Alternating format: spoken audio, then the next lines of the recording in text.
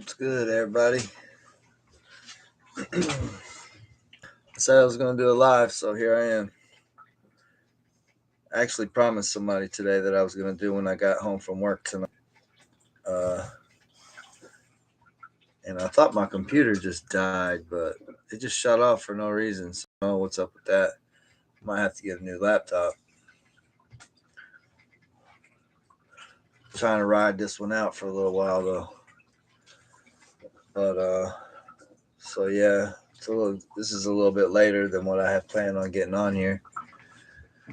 We'll see if anybody shows up.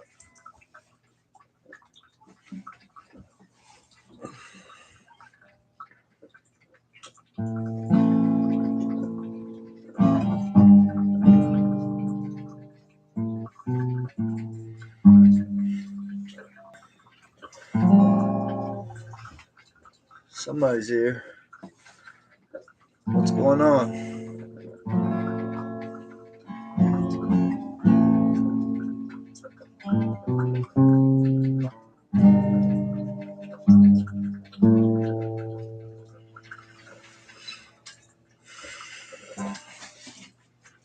Making me some coffee. I'm gonna hang out for a little bit. It's Friday night. I don't gotta work tomorrow. I'm not going home for the weekend.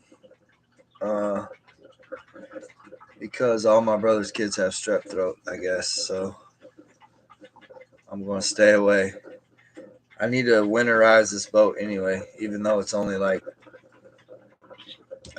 not cold at all. Like it's been 80 degrees, but it's gonna get cold. Uh, so yeah, I'd be lying if I said I was. I don't really watch sports.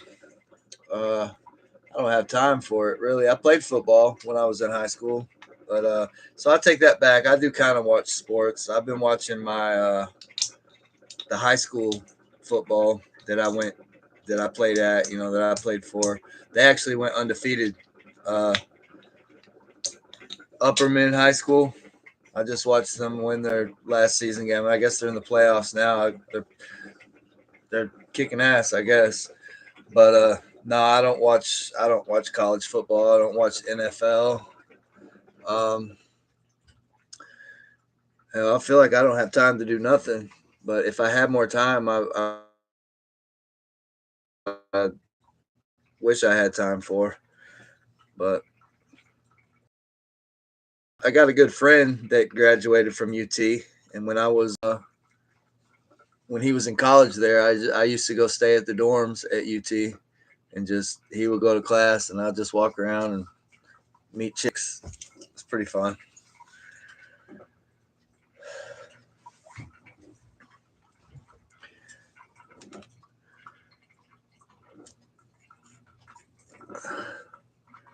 But I'm guessing you are a Vols fan since it's in your name.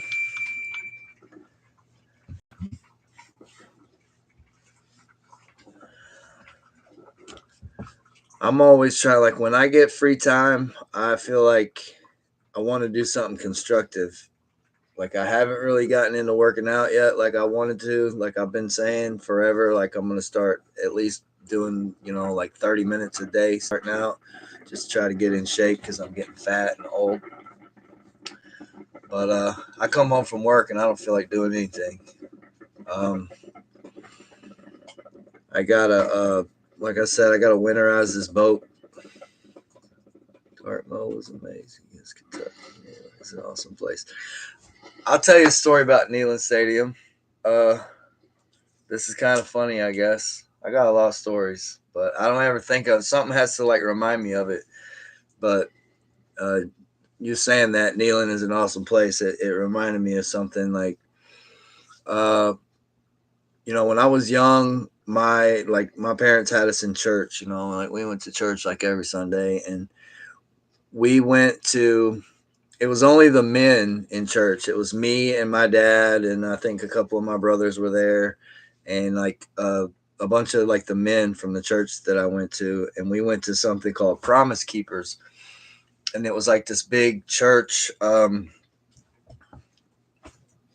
conference, I guess you would call it, in Neyland Stadium, and they basically tell you to be a good father and don't beat your kids and don't cheat on your wife and you know all that good stuff. Uh, but I never really was too big on church. Really, it always kind of like I don't know struck me as a little fake. Um, but anyway, I got kind of bored, during the whatever you call it, the preaching or the presentation or whatever, and I took one of the bulletins and I made this airplane. I could actually show you how to make one. Really, why not? I don't got nothing else to do. So I'm just gonna show you. Wow, where did all this water come from? Is that coming in my window? Or did I spill something? My notebook's wet, and I don't know how it got like that. Anyway, I'm gonna show you how to do this. So I did this. I used to make these all the time when I was a kid, and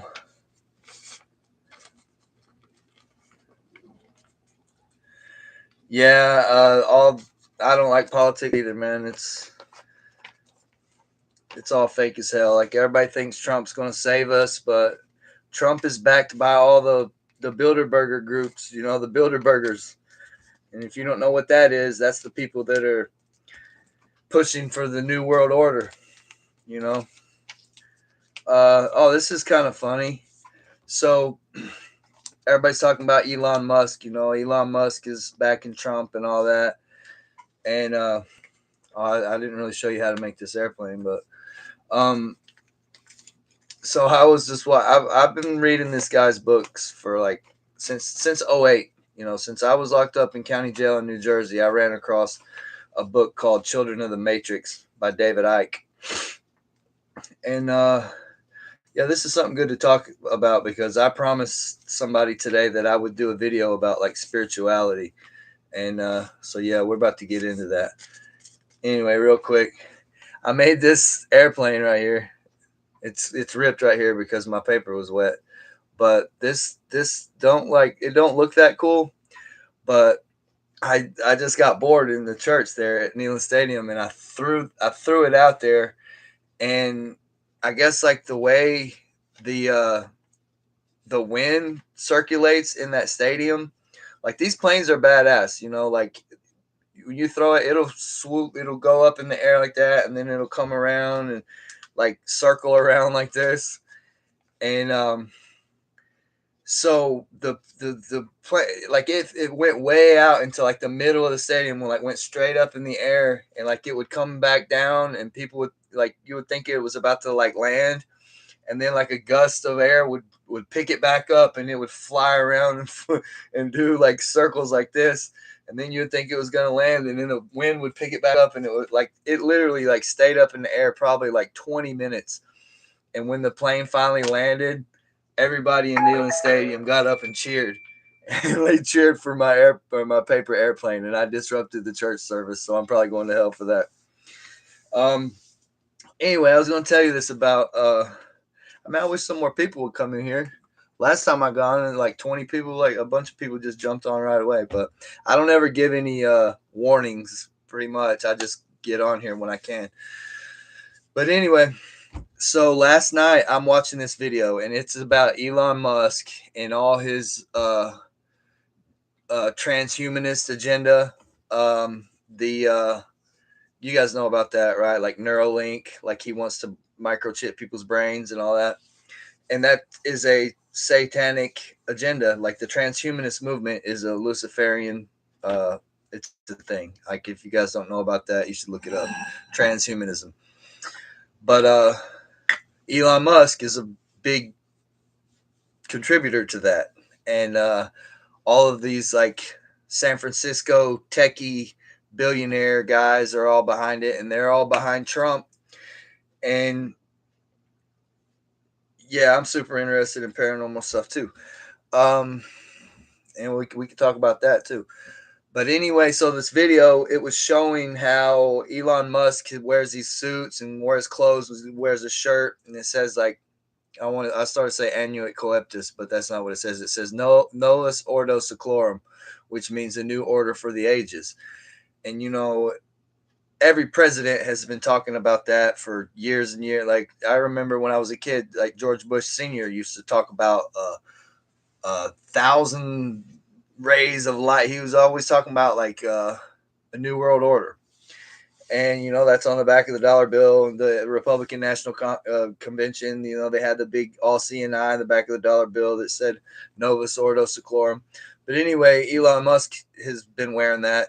But then he's also, they made a big deal about him wearing this. It's like a suit of armor, and it's like burgundy red and black, and it has a Baphomet head on it and an upside down cross on the back of it, and it's called the Devil's Champion.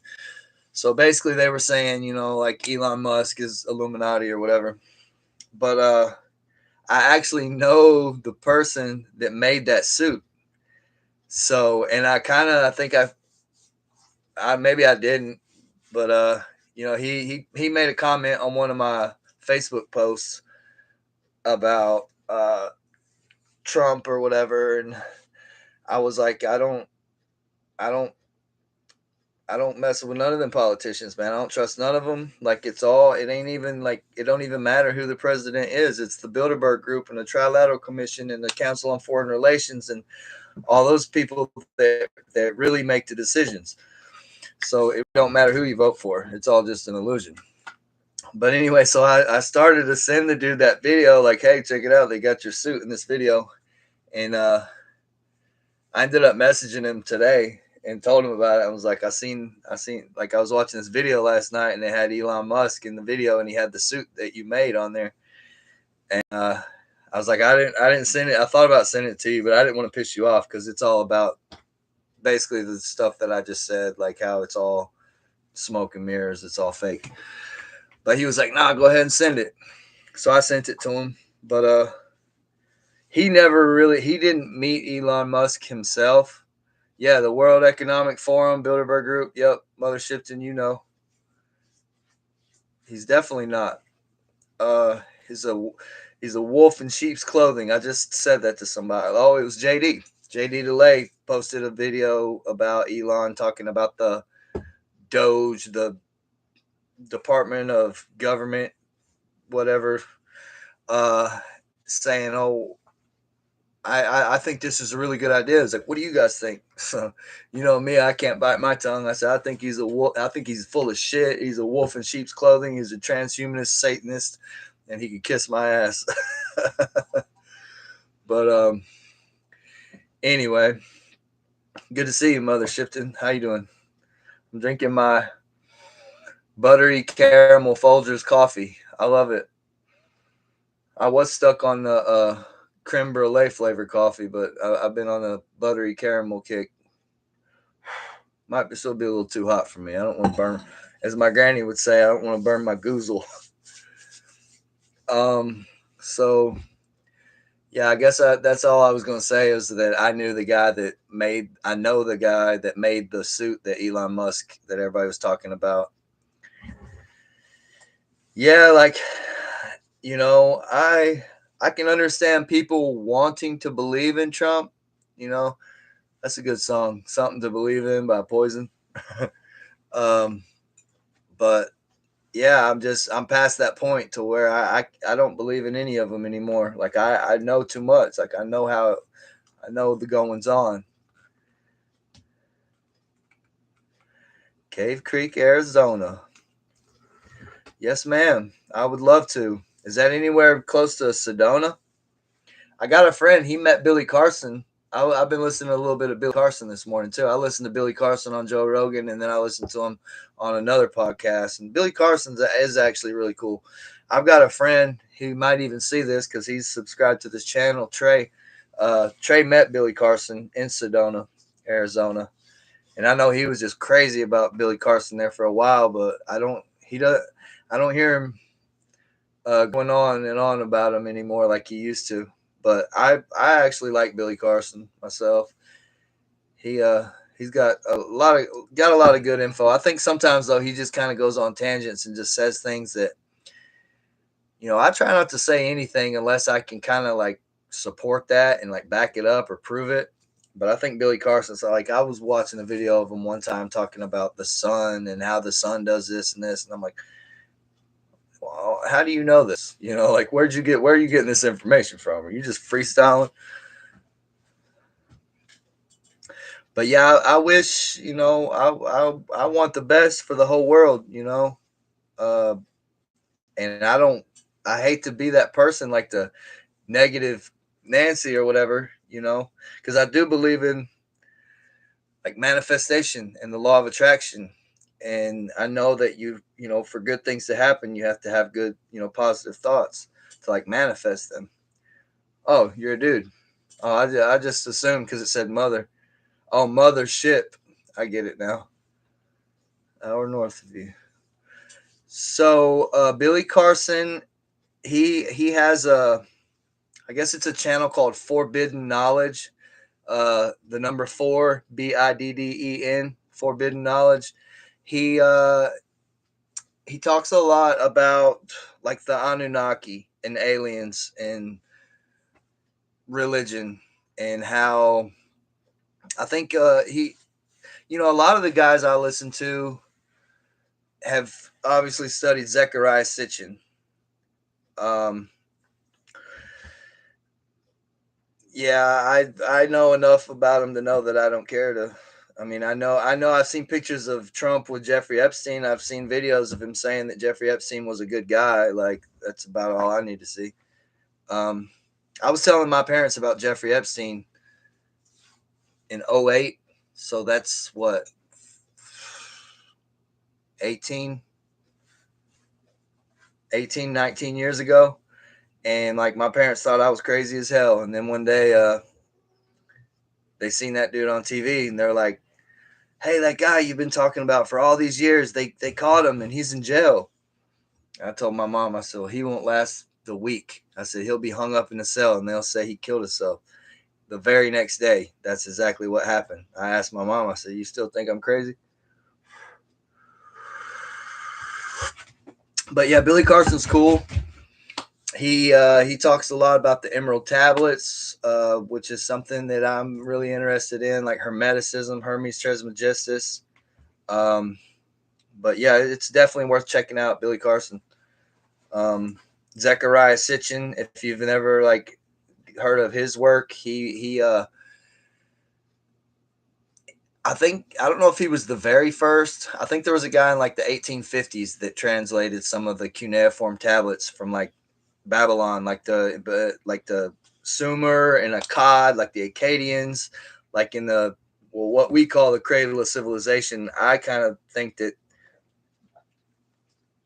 civilization is way way older than what people think. I think that Atlantis was really a thing. Lemuria, like I believe that there were highly technological civilizations. Hi, Lisa. You sure did. You found me. But like so Qumran, is it Qumran? I can't remember now. Qumran is where they found the Dead Sea Scrolls, but there's a like they found like vitrified villages with like bodies that were like melted, like still in the just for thousands of years, like laying there and like that are like give off radiation, like radioactive. Like, um, if you, I don't know if you guys have ever gotten into like the the Mahabharata or the what's the one with Arjuna and Krishna in the chariot? I can't think of the name of it, but I read that too. Like I just am curious. I want to know. Like I studied Buddhism and Hinduism and everything just because I guess I'm just searching for the truth. Um, why can't I think of the name of that book? I remember what it's about. It's about this dude named Arjuna, and he's in a chariot with Krishna, and Krishna is trying to explain to him why he has to go to war and kill his cousins.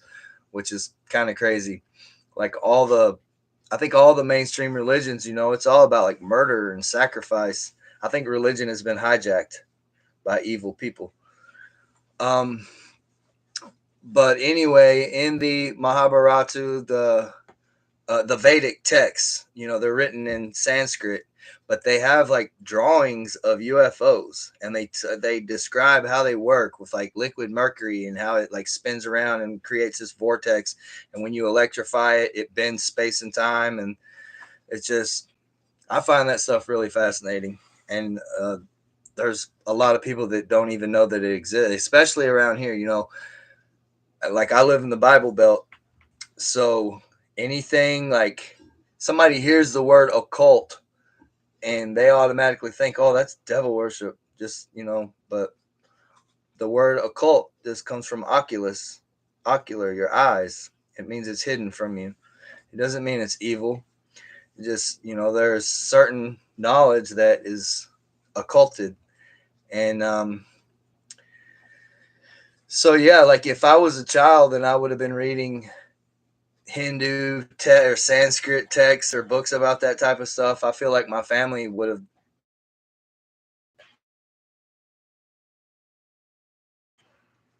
I hope my internet is doing okay. If my stuff freezes up, y'all, it's because the only internet I can get here on this boat is like uh cell phone internet. I have T-Mobile Wi-Fi, and it's not like the greatest. But yeah, so there's somebody that subscribed to my channel that had asked me to do a video about spirituality. So I want to try and talk about that, as much as I can in this live, because it's easier for me to make videos like on these lives because I can like interact with you guys and you guys can ask me questions, and uh, it's easier to do that than to just freestyle from the head and without nobody else to talk to, if that makes any sense to you. But so, like I said, I was raised in a Christian church, and I was taught to believe that, in this certain uh, path, and this is how you get to heaven, and um, you got to believe in Jesus as the Son of God, and all that. And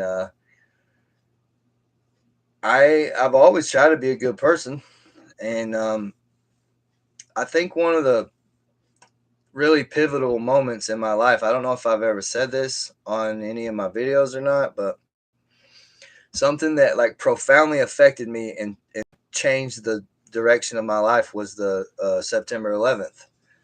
I'm sure I have like talked about this before, but like when saw on TV like people holding hands and jumping out the World Trade Center, I guess it's just like a empath in me. Like I could just envision it in my mind being up on the top of a skyscraper with fire and smoke and choking and burning on flames and having to make that choice rather to jump out the window than to burn to death.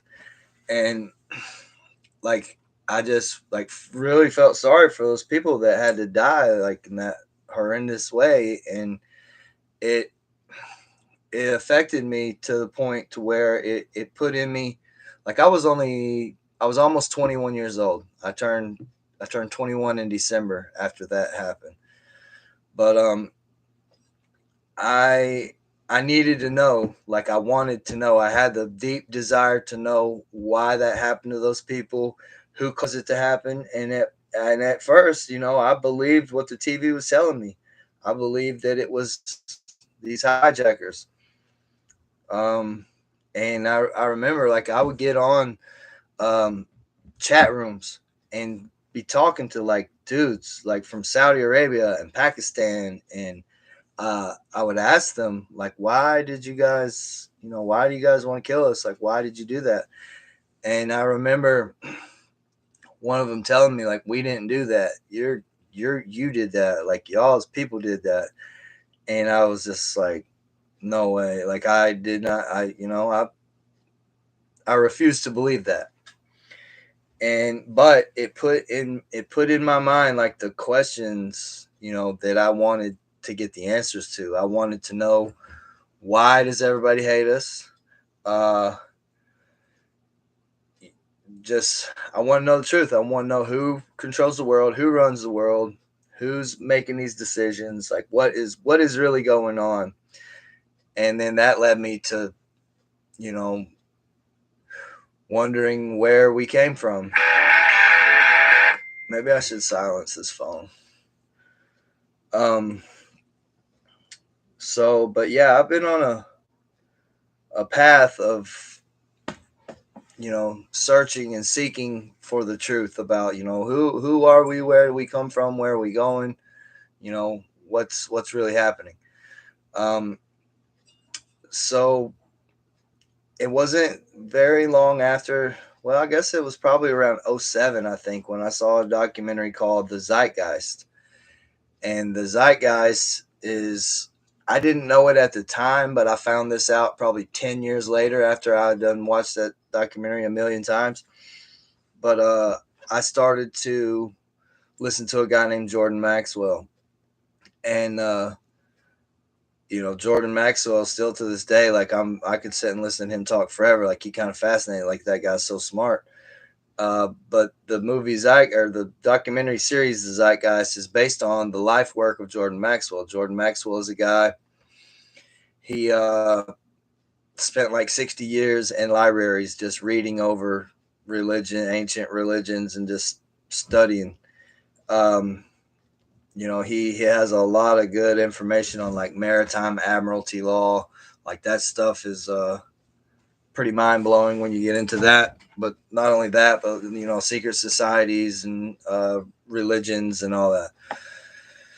So anyway, the Zeitgeist is basically about astrotheology, and it proposes that the Son of God is God's Son, the risen Savior, is actually the Sol Invictus, the unconquerable Son.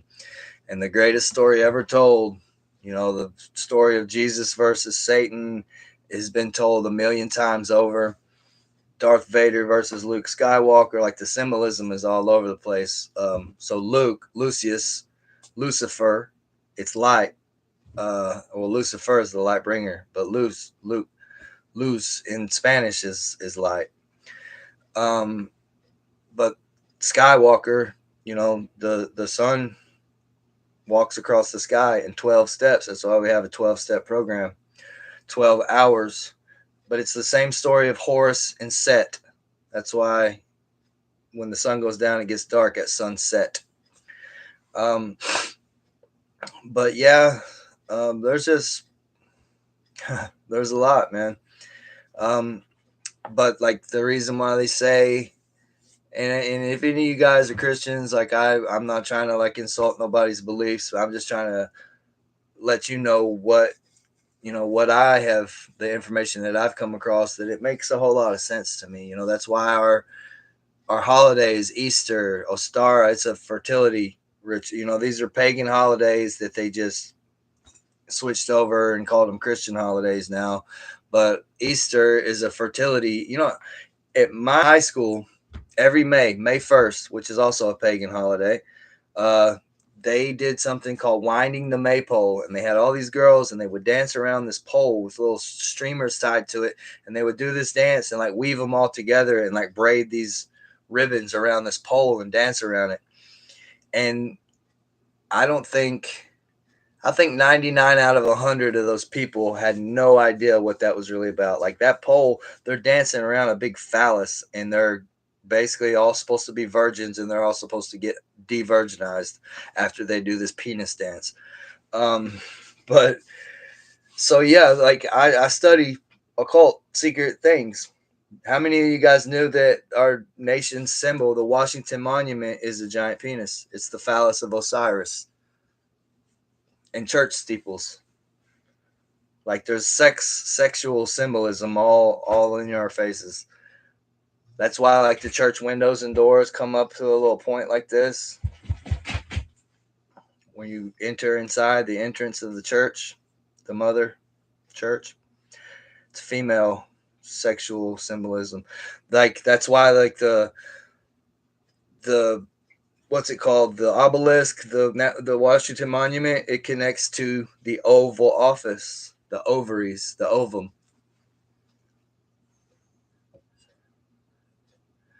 Um I have not read that book, but I have read several books on like Gnosticism, like the archons, the Lord Archon, the Demiurge, and the archons, and actually Gnostic, probably I guess Gnostic Christianity is probably the closest thing that I can actually like get down with. Like yeah, I feel like it has the most ring of truth than anything. Like the Demiurge or Satan or whatever you want to call it, the evil god. I feel like I feel like everybody's got it wrong. Like all this blood sacrifice, like all the bleeding, you eat the body of Christ and drink his blood in the church. Like those are like cannibalism rituals, and you focus on this crucified, bleeding man. Uh, it's all about sacrifice. And like the Bible, you know, there's human sacrifice in the Bible. Most people don't know this. I went to church all my life and I had to find this somewhere else because they won't tell you this in church. Um, there was a guy named Jephthah. I want to say he was some king. He was a king. And he told God, like, look, if you just please let me win this battle. He was in a battle on a battlefield. And he said, if you let me win this battle, I will sacrifice the very first thing I see to you when I get home. Well, he gets home and his little girl runs out and was like, hey, daddy. And he kills his little girl for God. So, you know, I don't think it like I don't care how many times I just feel like everybody's brainwashed, man, and people should be able to like see through that. Like, really, you think that's the God you want to worship? The God that would allow somebody to murder their little girl for him? I gotta get this.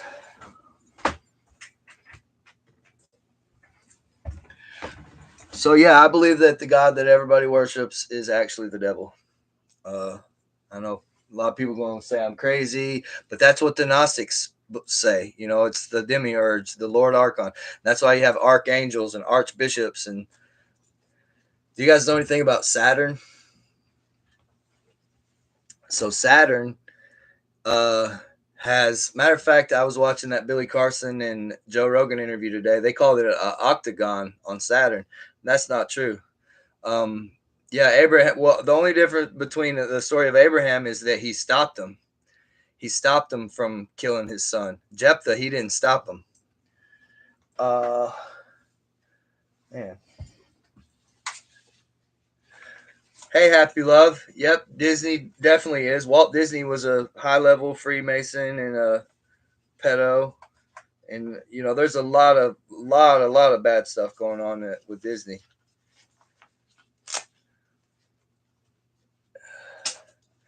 I've watched lots of stuff. Oh man, about that. Like I knew, like when I was a kid, I knew like about the big golden phallus on the cover of the Little Mermaid. Like I saw all that stuff.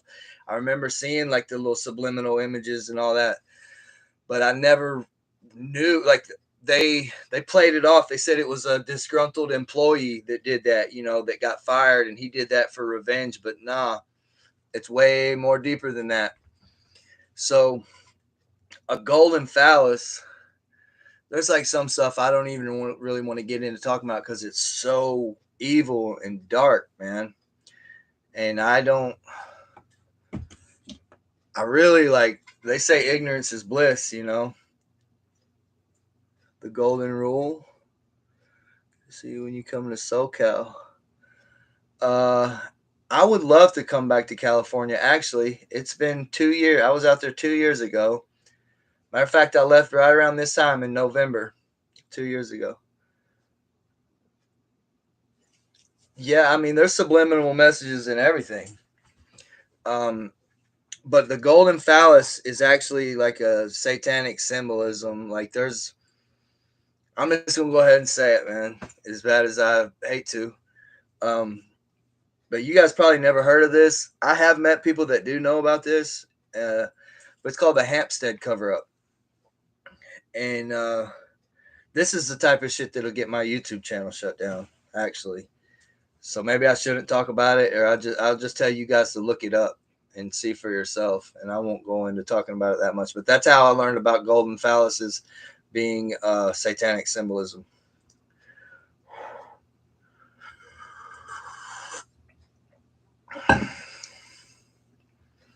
Good coffee.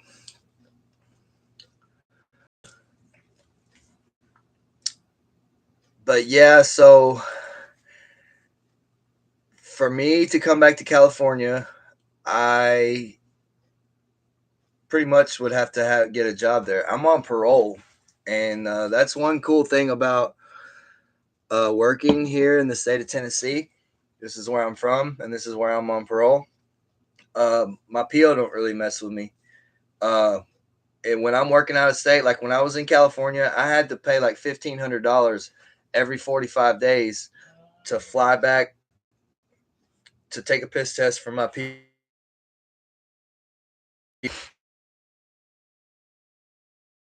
Transfer my parole out there, and I probably should have done it because I had a buddy that got out and was on. He had like 15 years of parole or something, and they let him off in like a year. So if I had transferred my parole to California, I probably wouldn't even be on parole anymore. But I would love to come back out there. My brother is in Texas right now. I'll let him take my Navigator. Um, that was what I drove. I drove that all California, like nonstop. I left from Cookeville, Tennessee. I drove nonstop to Big Bear, California, and was dead ass tired by the time I got there. I dropped BB off with my brother, and then I went from Big Bear straight to Elk Grove, right outside Sacramento, and that was one of the most grueling, hardest things that I've ever done in my life. Like I probably shouldn't even say that because it was kind of stupid for me to do because I guess I was putting people's lives in jeopardy. Driving that far without sleeping, I was like punching myself in the face, slapping the shit out of myself. But they wanted me there on this certain day, and that was all the like. I was like 17 minutes late. I was supposed to be there at 7 o'clock in the morning, and I literally took straight off as soon as I found out. Like I loaded up my truck, and I drove straight there, and I made it. I was 17 minutes late for my orientation. Whoops, we lost some people. They might not like me talking about driving 3 days straight without sleeping. And I was not on drugs. I did not do any type of drugs. Hey, Kim, what's going on? Oh, nice. Yeah, Big Bear's sweet. I like it. And there's like a bunch of hippies out there too. Like I want to be where the hippies are at. You know where I really want to go? Mount Shasta. Check this out. I met this girl in like a witchy Facebook group. Like almost like 3 years ago. And like she was super knowledgeable, like she's off the same type of stuff as me and super smart. And like we talked over Facebook for like a couple years. And when I was in California, I she was in Lemoore, I want to say, and I was in Coalinga. So she was only like 30 minutes away from me. And I'm like, what are you doing out here in California? And I guess her mom lived out there. And she was like on her way to Mount Shasta. And I was super jealous of that because I don't know why I didn't. Well, I do know why because it was like 8 hours out of the way or 10 hours or something. It's crazy. Yeah, it was 5.5 hours for me to get to San Francisco. But yeah, Big Bear was cool. I really want to go. Like a couple years back, I looked at some houses and like property in like Weed in Eureka or Yreka, Yeah, I think they're both up there, kind of close together. Yeah, I definitely need a sweet little witchy woman for sure. Um, send them my way. Tell them I want to have babies. I'm getting too old. Nah, I ain't getting that old. Like I heard, like Robert De Niro just had a baby. He's like 80. What's up, Kim? Let's talk about spirituality. I promised somebody I was going to do a video about spiritual awakening.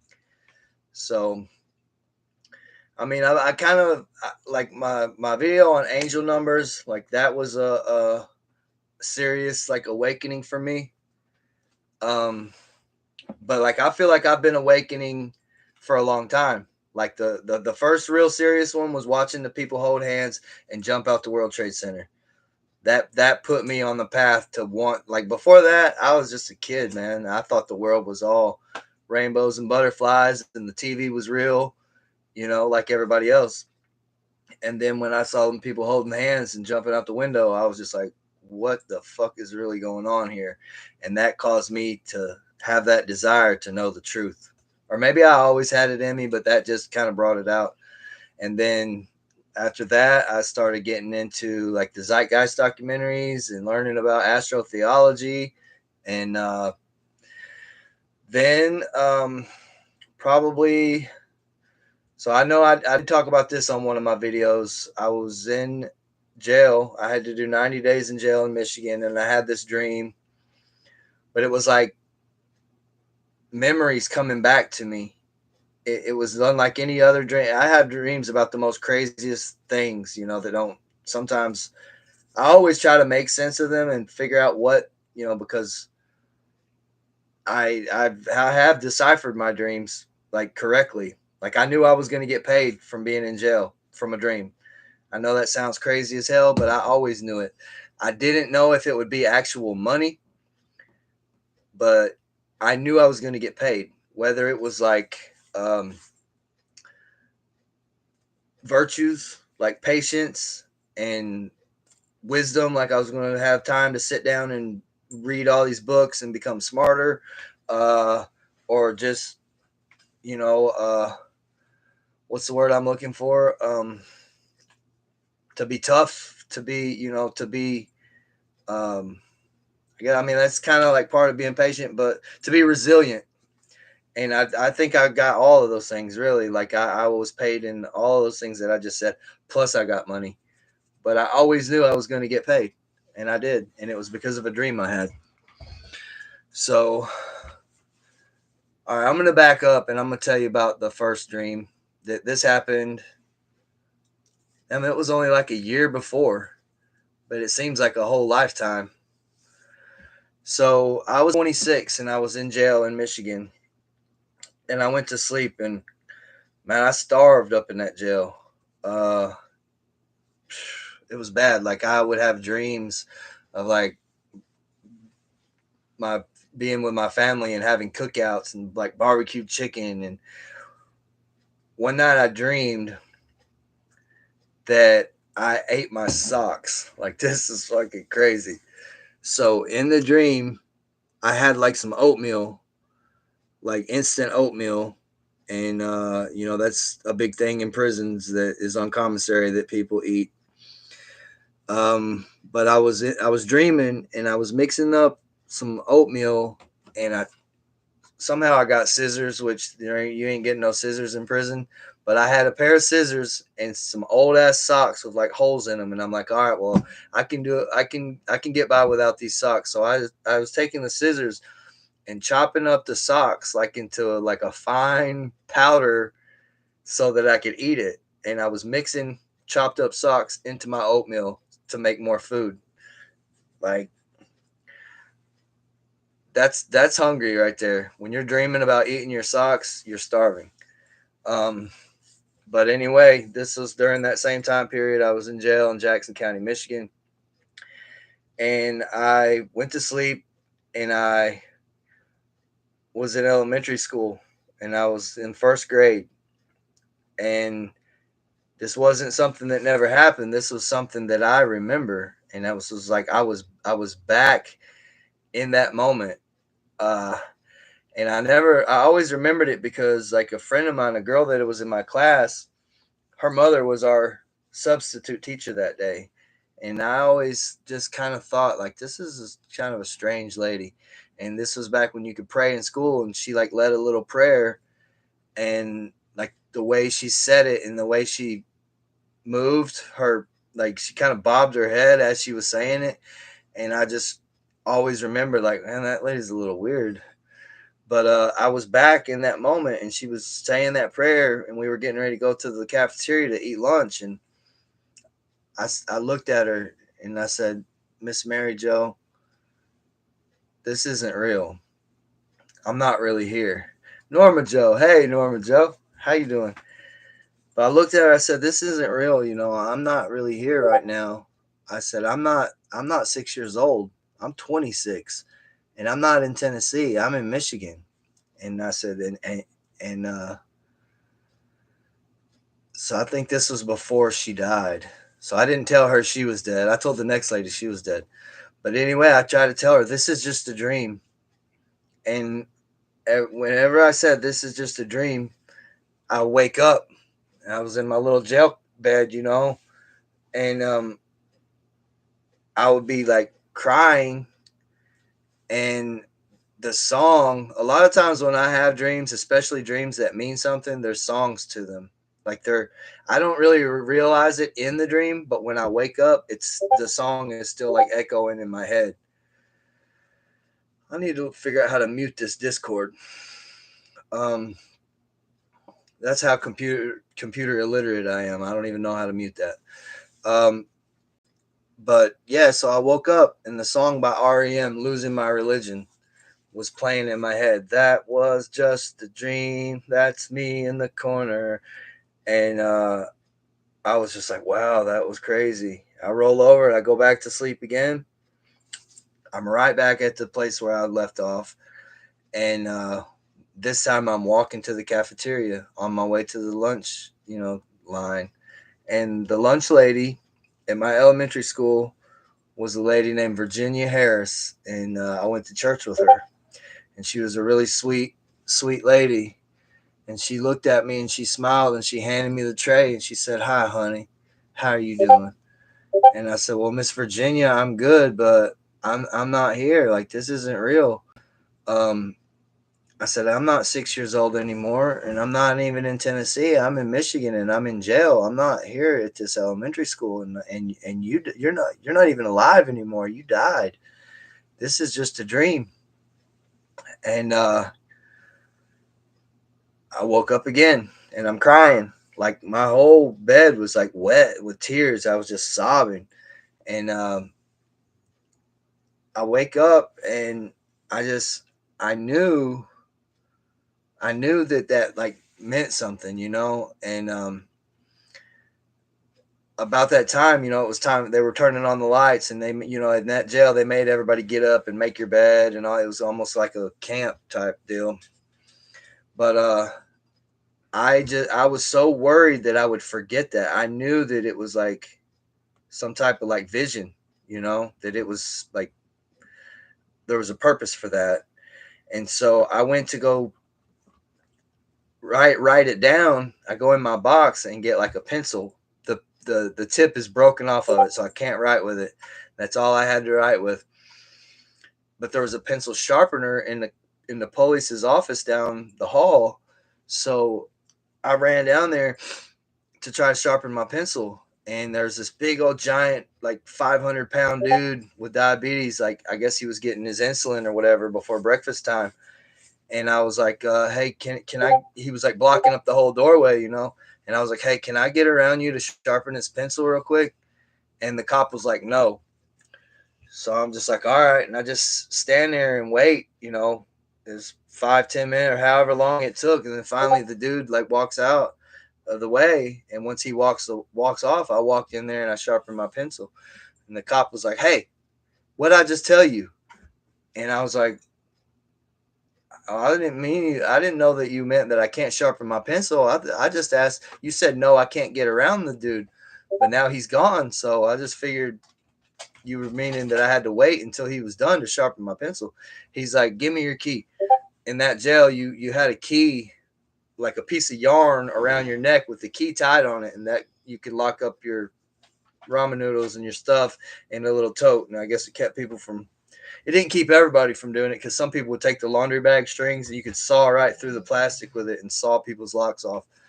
Um, but anyway, so the dude, he put me in the hole. He put me in a glass bubble for like 4 hours. And I never got to write that dream down, but I never ever forgot it. And I told you guys this because that was a very spiritual thing for me. I felt that God, or you know what, I don't really even like that word, because I feel like the divine presence that people call God, like I feel like people, nobody really has it right. And so I don't necessarily like that word. But I know there's something, there is some sort of higher power, and whatever you want to call it. It, like, during that time of my life, I was actually like kind of suicidal. Like, I was bad into drugs. I was an IV drug user.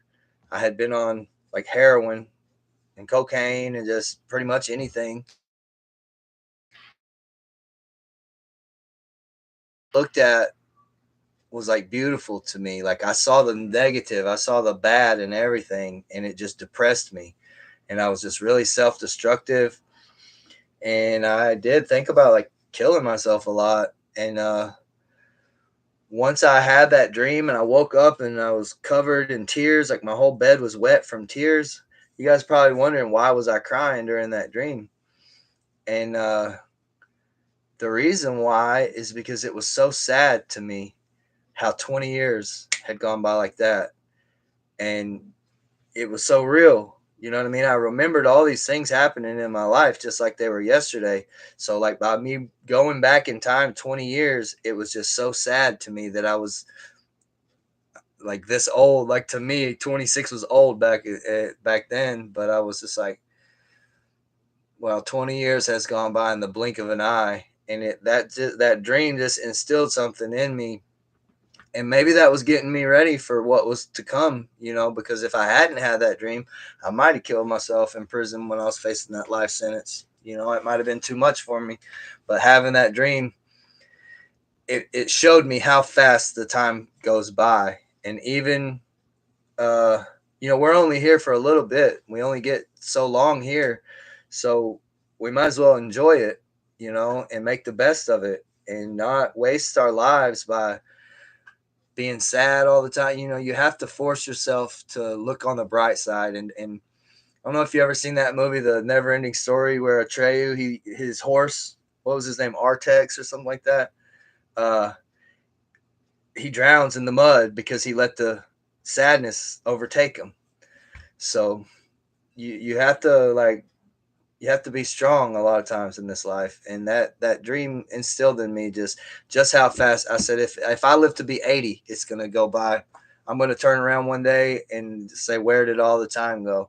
So I'm not going to, and I did think about, offing myself a couple times, when I was going through the whole murder charge and all that, but I didn't. Like, it was just kind of, I guess, a thought that would cross my mind, and I'd say, well, I could do that, but then I would think better of it, because I would tell myself that, like, even if I end up doing 50 years in prison, I'm gonna one day turn around and say, where did all the time go? So might as well ride this out and see what happens. So that was a very spiritual experience for me.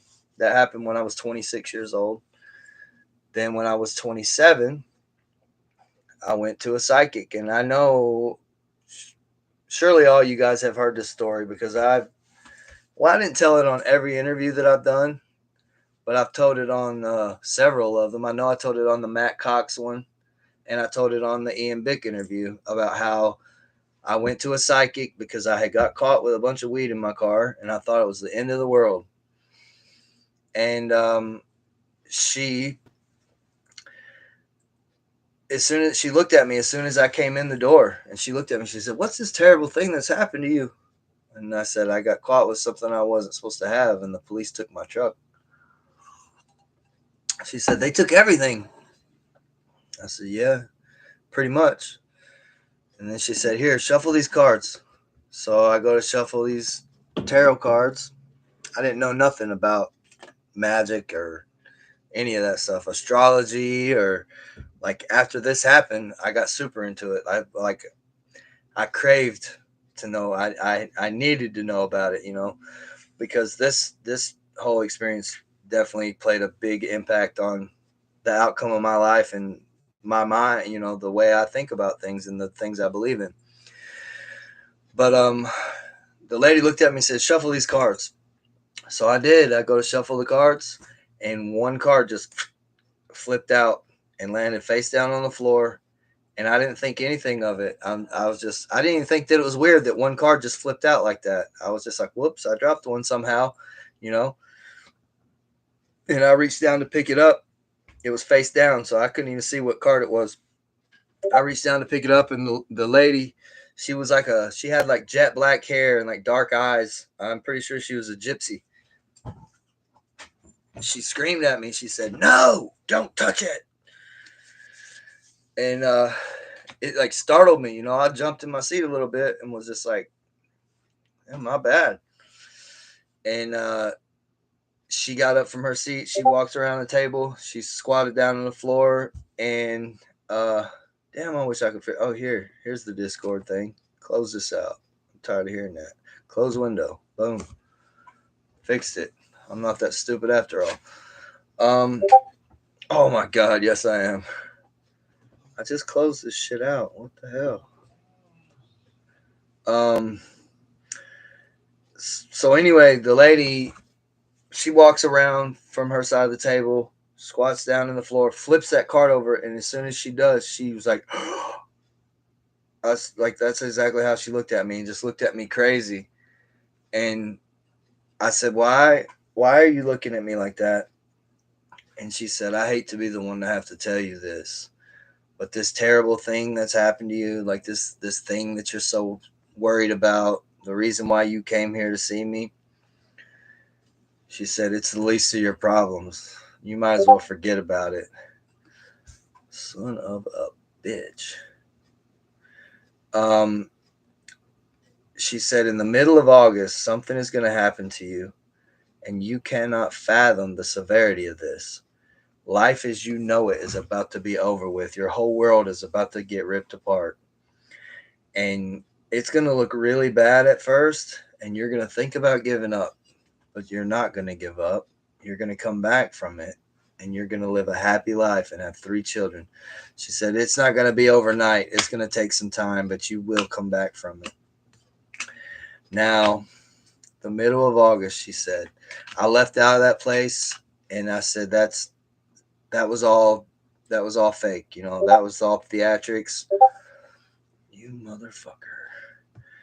And I told myself it wasn't true. And I put it out of my mind. I really didn't even think about it until the middle of August. I went out on August the 16th. August has got 31 days. The night of August the 16th, I went out. I ended up getting in a bar fight with a bully that had been smacking people around in a bar trying to get somebody to fight them. And I just happened to cross paths with the guy. That's really making me mad that I can't turn that off. And is that Discord? Yes. Discord. Boom. I got it. I should. We should stop hearing that now. But yeah, I told myself it wasn't real. It was not going to happen to me. That was all just a show, because it was crazy. Like, you know what I mean? That's definitely not what I was expecting to hear when I went to the psychic. And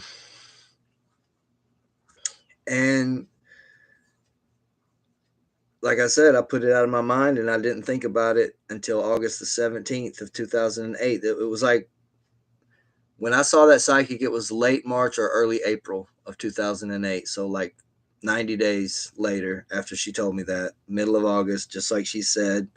I got charged with first degree murder. It looked like my life was over. My whole life as I knew it was over. My whole world got ripped apart. I did think about giving up, but I didn't. I did come back from it because here I am. The only thing, I mean, I feel like I'm pretty happy. Like, I'm not a sad person at all. I'm a super happy, positive person.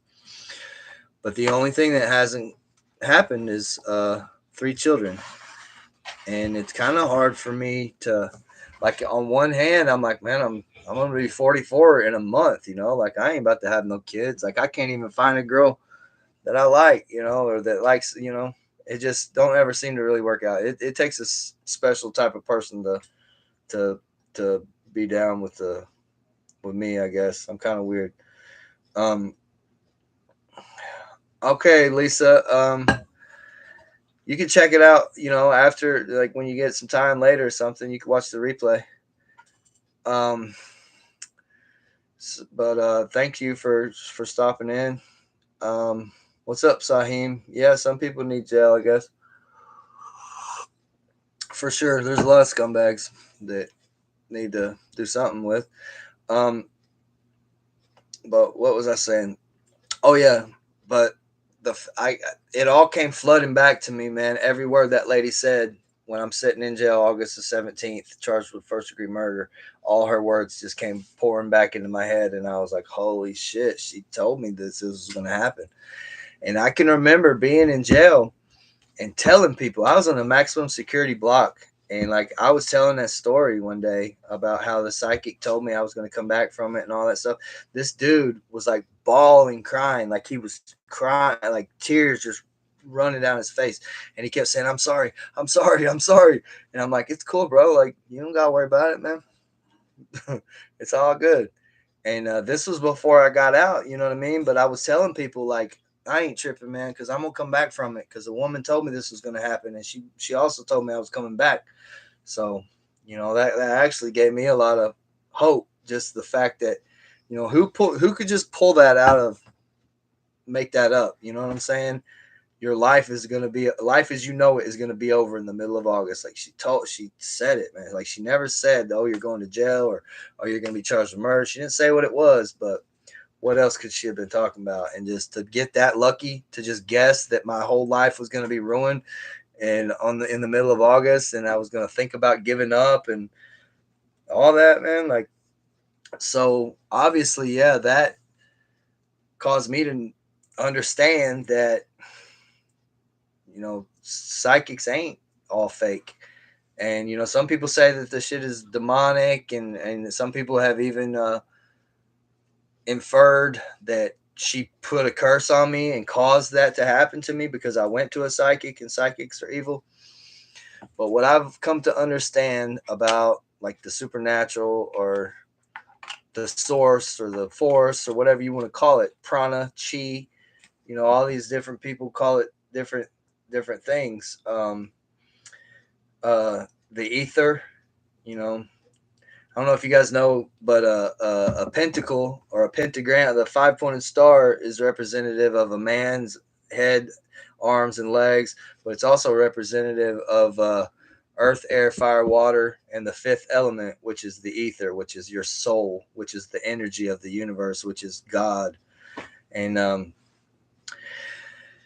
anyway, yeah, that psychic definitely changed my life, and I started to read books about,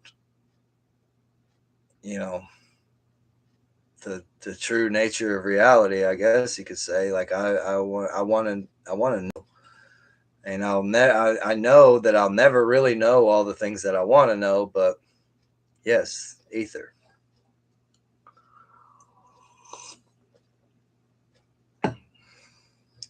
That's the force in the Star Wars, like, use the force. What did the Nazis call it? Vril. They called it Vril. The Hindus call it prana. The Asians, the Buddhists call it chi. Your chakras. Chakra means light wheels. And another thing that is crazy is how all, like, of magical, like, studies, like, overlap. I think, was I just talking about this? I might have been talking about this with somebody, but I was at this Native American sweat lodge in East Tennessee, and you when you go in that little teepee, they close it all off, and you're in there with them hot rocks, and they're pouring water on it, and it turns it into a sauna. And you like basically pray to the four cardinal directions, and each one has a spirit that resides over that direction, and there's a color associated with it, and an energy, a certain energy, like in Jewish magic or Hermetic magic, um, or Kabbalah, like I study like the Kabbalistic tree of life, and in the Kabbalistic tree of life is the left and the right pillars, the black and the white pillars of Freemasonry, Jachin and Boaz, yin and yang, duality, positive, negative, one's male, one's female, and the middle pillars, three pillars. And I used to play this video game called Final Fantasy, and the bad guy on Final Fantasy, his name is Sephiroth. And that's the first time I ever heard that. But when I started to study the magic, Sephiroth means sapphire, and that's what the points on the Kabbalistic tree of life are called, Sephiroths. But yes, Jachin and Boaz. Um,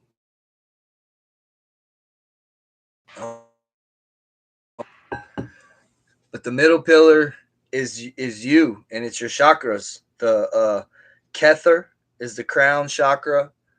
Then you got your third eye chakra, your throat chakra, your heart chakra, your uh, the one in your stomach. What's that one called? And then you got the sacral one that's in like your down there.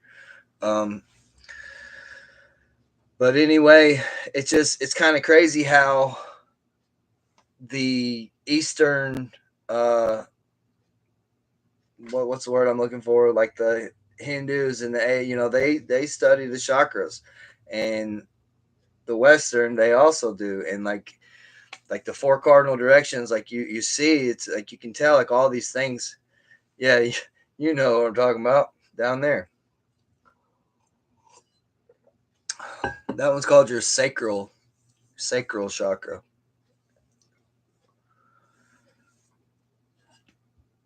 But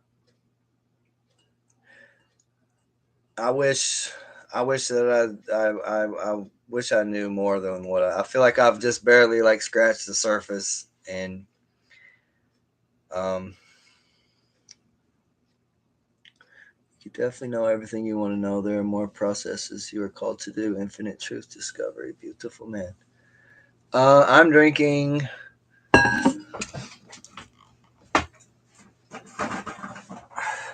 this.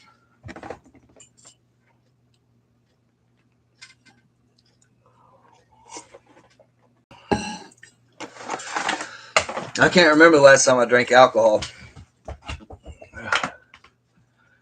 I kind of put a stop to that. I felt like that was going to get me in trouble if I didn't stop drinking alcohol.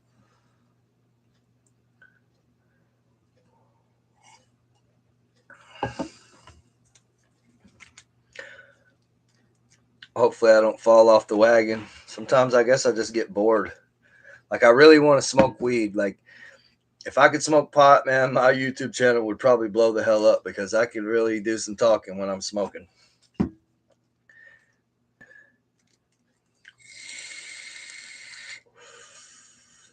Yeah, for sure. I can't really like smoke DMT or anything, and maybe I probably could too. Do like a 4 hour mushroom trip YouTube video. But now, if I could smoke weed, like I smoke weed, like it's tobacco, like I'm hitting this vape right here.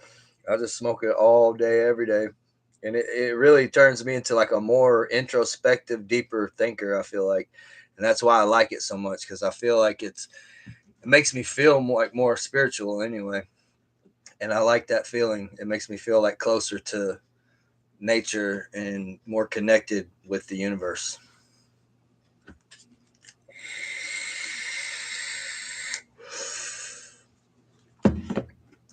Well, my my watcher count is dropping, guys.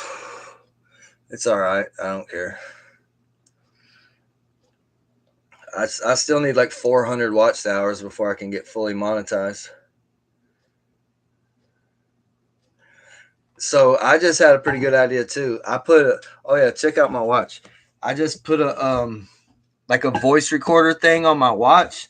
So now when I have like ideas that I need to write down, I just gotta press this button and I can record a voice message to myself.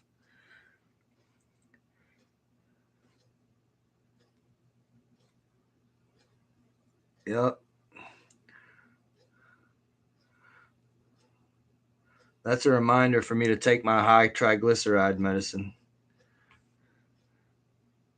You guys like my watch faces? I searched the whole internet and scoured the internet for these to customize my watch.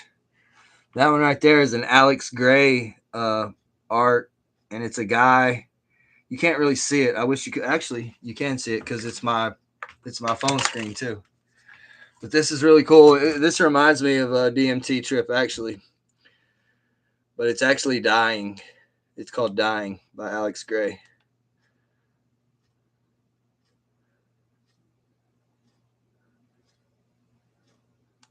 I like it. Um,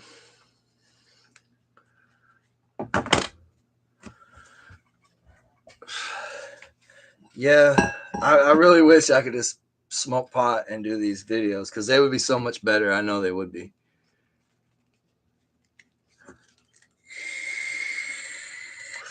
Oh, you want to see some more of my watch faces?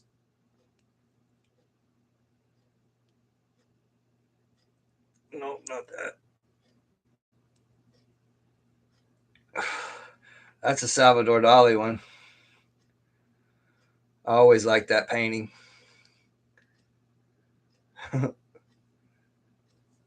That's a meat face. Moon.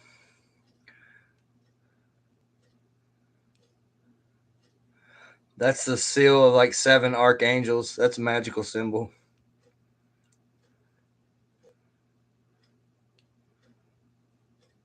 That's astrological. MC Escher. I have that tattooed on me actually. Uh,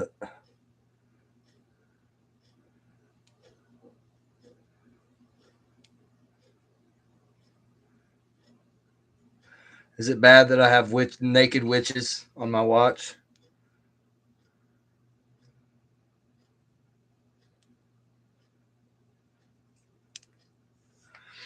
Uh, it's on the back of my leg, so I don't know if I can get it up here or not. I'm fat.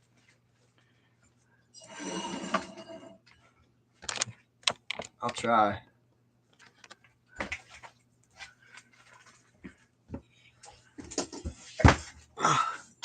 You like my Friday the 13th socks? Um,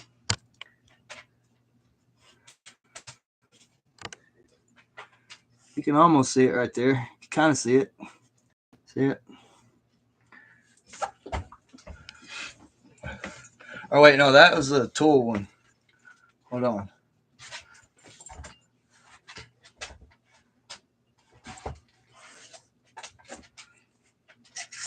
I don't know if I can do this or not. No, I can't do it.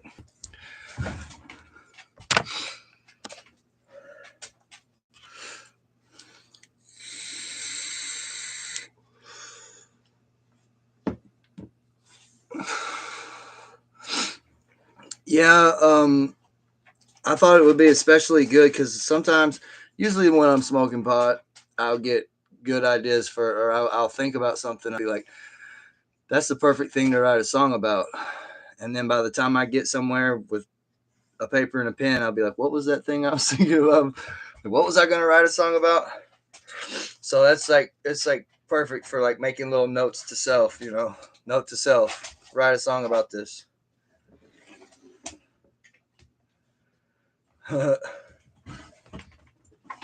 Well, I got it here.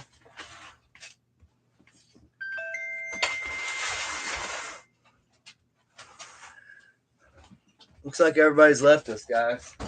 They probably got tired of seeing me trying to get my fat ass up here and show my tattoos. Oh, fuck. I just kicked BB's water bowl over. That ain't it. I thought that was it, but it ain't.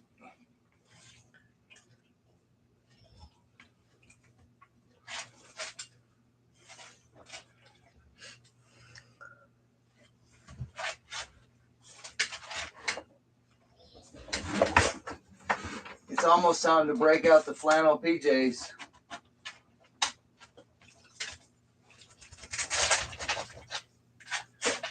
Where is that shirt?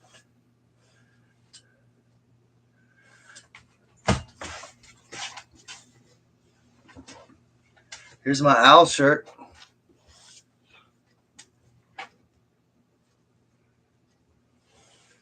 You guys tell I like owls and skulls.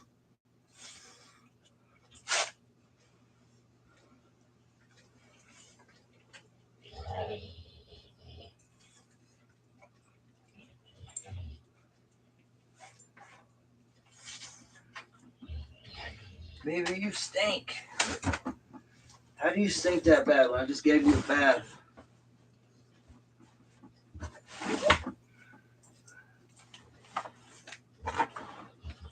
Where in the hell is that shirt?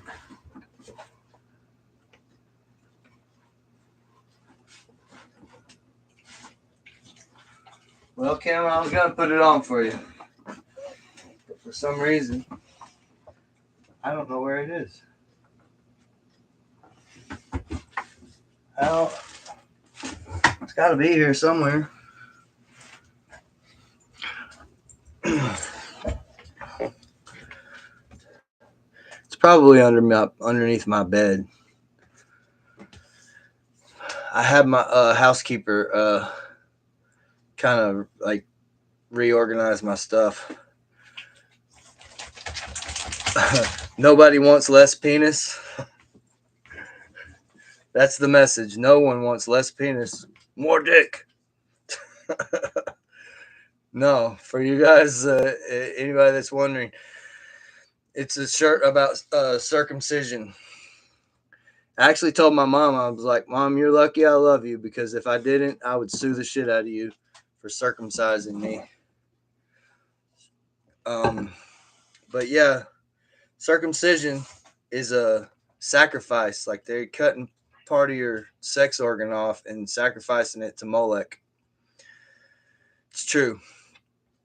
The Jews got some really wild stuff. I don't know if you guys have ever read what is it, the book of Jasher, the Talmud or Talmud, however you say it. They've got some real wild stuff in there. Thank you, Kim. But like in the like Jewish rabbinical text, like I've read this myself, and it talks about severing the head of a virgin baby boy and putting like a piece of silver in its mouth and like praying to it and all this wild shit. They have. So I learned this when I was in prison, and then I actually looked it up and like researched it, and I found out that it's absolutely true. But my bunkie in prison was telling me about it. He said there's something called a moil, and they have this ceremony called a bris, and basically they circumcise babies, and there's like a special rabbi, and he cuts the baby's foreskin off.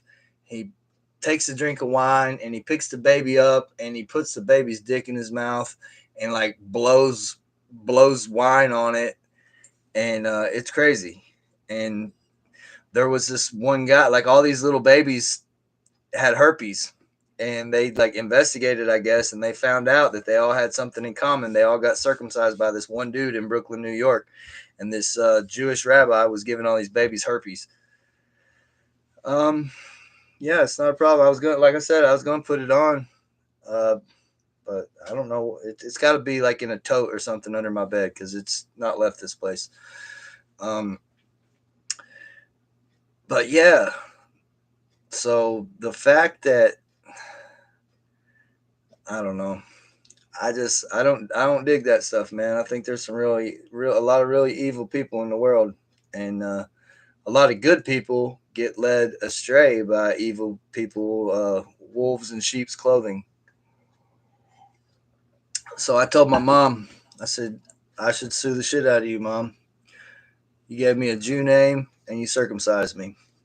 People are going to think I'm like a anti-Semite or whatever. I'm not.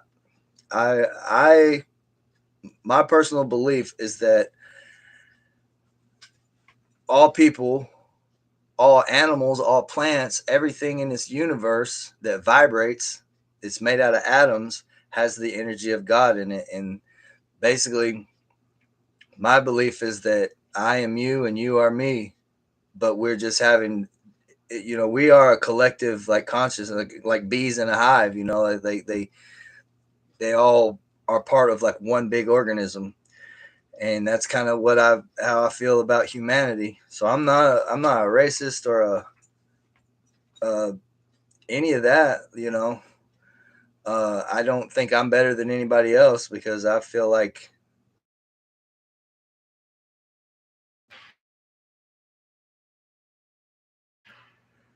my internet froze up there for a second. I feel like we are all infinite, like the source. We are all God, for lack of a better word, the Alpha and Omega, all that is, all that was, and all that will ever be. I do believe in reincarnation, and I do believe in like spiritual evolution also. Um, but I want to do right, and I want to know the truth, and you know that's pretty much it.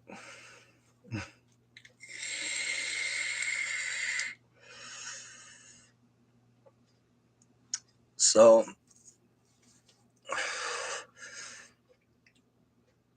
but there's good and evil in every race, every religion, in everything. The whole universe is yin and yang. It's duality, binary, X's and O's. And like if you get into studying about Hermeticism, which like I don't know, no, like I said, I don't know anything, man. I just want to know. Like all these, like I just showed you, like the seven archangels and all that. I do know that there are like seven planetary influences in magic. You have like Venus, Earth, Mars, Mercury, Saturn, Jupiter, and the Moon. Um, but according to the Gnostics, they're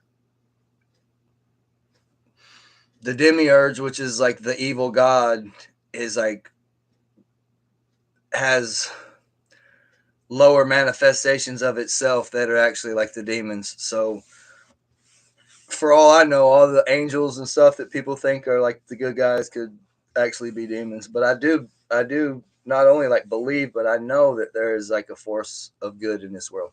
Like I said, you can't have one without the other. And I started to say this about Hermeticism. There is the principle of polarity. And, you know, basically everything is the same. So you think hot and cold are two different things, right? But they're not. They're just expressions of the same thing. If that makes any sense to you, they're the temperature. Hot and cold are the temperature, but they are just two different expressions of the same thing, like good and evil or any of the opposites. It's all kind of like relative. Like what you think is evil, somebody else might not think is evil. Like it's crazy.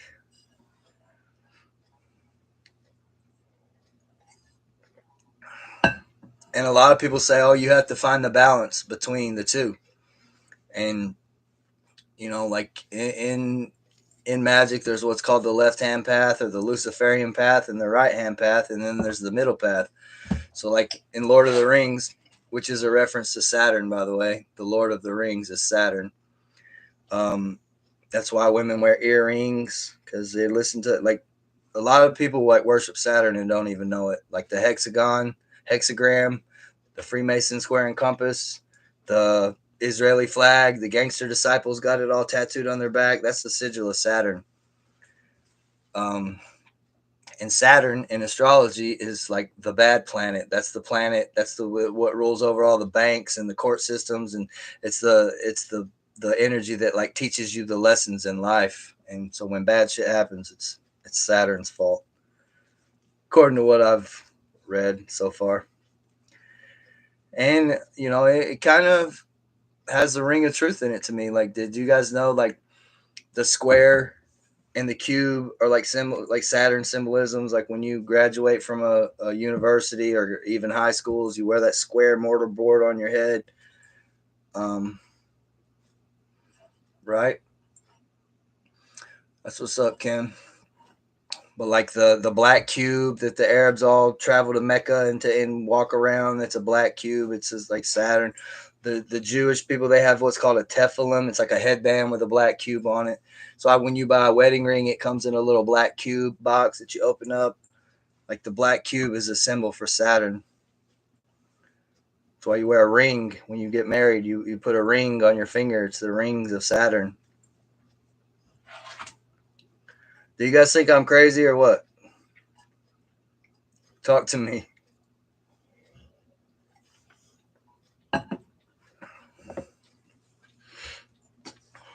So yeah, I wanted to talk about spirituality, but I mean, I guess we have, and I did this because somebody had requested me do a video on that, and they're not watching it right now because they're in Sweden. Well, thank you, Kim. And it's like 1:00 in the morning in Sweden right now, but I appreciate all of the people that watch my channel, and when people ask me to do a video on something, I'm going to do a video on it. And if I tell somebody I'm going to do a video on it, like come hell or high water, like I'm really big on keeping my word. So if anybody out there wants me to talk about a certain thing or make a video on a certain thing, let me know. So I've been thinking a lot. Like I really want to like make this YouTube channel into like not so like low budget, I guess you could say, like more a little more pro. And I've ever since I was on the Chad Marks show, like I subscribed to him and everything. And I had a video. He put out a video today, and it was I instantly recognized the case, but it wasn't even an interview. All he did was talk about a court case that I was very familiar with because I remember seeing it on the first 48. It was about this dude, and he killed his brother and his brother's girl and all his kids and everything. It was a crazy story. They were like GDs from Memphis, and the dude's in prison at Riverbend. So I never met him, but I was just thinking, like, man, I could do that all day. Just find crazy cases and just. That's all he did was, and he like messed up a bunch of times too, like messed up in his talking and said words wrong. You know what I mean? Shit wasn't perfect, but he's putting out videos and thousands of people are watching them. So I don't know. Maybe I'll find my groove eventually, but I like to make cooking videos, man. I make some banging ass cheesecakes. Like I wouldn't mind showing y'all how to make some fire ass cheesecakes. You would probably trip out. Like, man, this dude's like Martha Stewart. Like I really can cook pretty good for a 44-year-old dude. I've been baking cakes and baking homemade pies and cookies and stuff since I was like 8 years old. I remember once my grandparents came over and we had an apple tree in the backyard, and for whatever reason, I just get these wild thoughts in my head and then I have to do it. But I was just like, I'm going to make my granny a apple pie. I went out in the backyard, got some apples, and cut them up, and put some cinnamon and sugar on them, and got the Betty Crocker, like the red and white checkered cookbook that looks like a tablecloth. And I opened it up, and I've read how to make a pie crust with flour and cold water and Crisco shortening. And I made a pie crust, and I made a whole apple pie, and I baked it for like an hour. And I took it out there and I gave it to my grandparents. That was cool. I don't really cook a whole lot here. Like, I've got like one little stove eye that I don't even really use that much. I've been using my air fryer. I use my air fryer a lot. Yeah, I have baked some cookies in that air fryer, but I'm trying to like eat a little healthier. Um, I found these chicken nuggets at Walmart that I really like, which I'm sure there's way better things that I could talk about on this than chicken nuggets, but I'm pretty happy about it. I bought a giant ass bag of these chicken nuggets. They're called tempura nuggets or something. They're kind of like the McDonald's chicken nuggets, but and I know you don't have to tell me. I know McDonald's food is terrible, and pretty much Kim's probably gonna cuss me out. I did try to stop eating meat there for a while. Like I think the longest I made it was like 4 days. I was eating nothing but like mangoes and cottage cheese. But after like I guess it's an addiction. After you've been eating meat your whole life, once you go a couple days without it, you start craving that. But yeah, I've been eating a lot of frozen chicken nuggets in the air fryer, and I like to make tater tots with well, that's kind of vegetarian, I guess. Tater tot. I've been eating a lot of tater tots and nacho cheese and sour cream. Oh, it's not vegetarian because I put bacon bits on it. Yeah, right. That's what I was about to say. Those chicken nuggets, I know they're probably just as bad for you as McDonald's because they pretty much taste exactly the same. What's up, Alpha Chad? Appreciate you stopping in, bro. Well, not really nachos, just not nacho cheese. Like I was telling everybody, I got an air fryer here in this boat, and I pretty much use the air fryer for everything. I cook biscuits in the air fryer. I'll throw like chicken breasts and chicken thighs in the air fryer and cook them.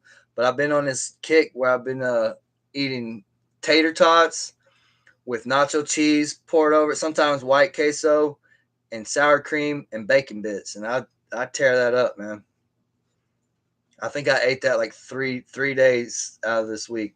I'll do that though. Like I'll get in on something. Like my lunches that I take to work every morning, I get those big flour tortillas, and I put pepperoni, salami, provolone cheese, pizza sauce or spaghetti sauce like ragu or whatever, and green olives, and roll it up and put three of them in the air fryer and bake it for like 8 minutes, and get them out and roll them in aluminum foil and throw them in a bag. And that's what I take to work for lunch. Like every day I eat these. Like it's basically like a thin crust pizza burrito, but I like it.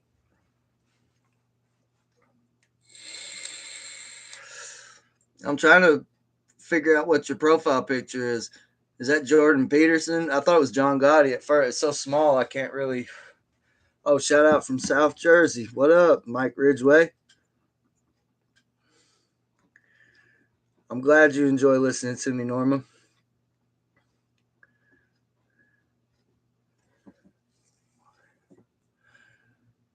South Jersey. My old bunkie, he called me today. He's been in Southwoods and Bridgeton for a couple years now.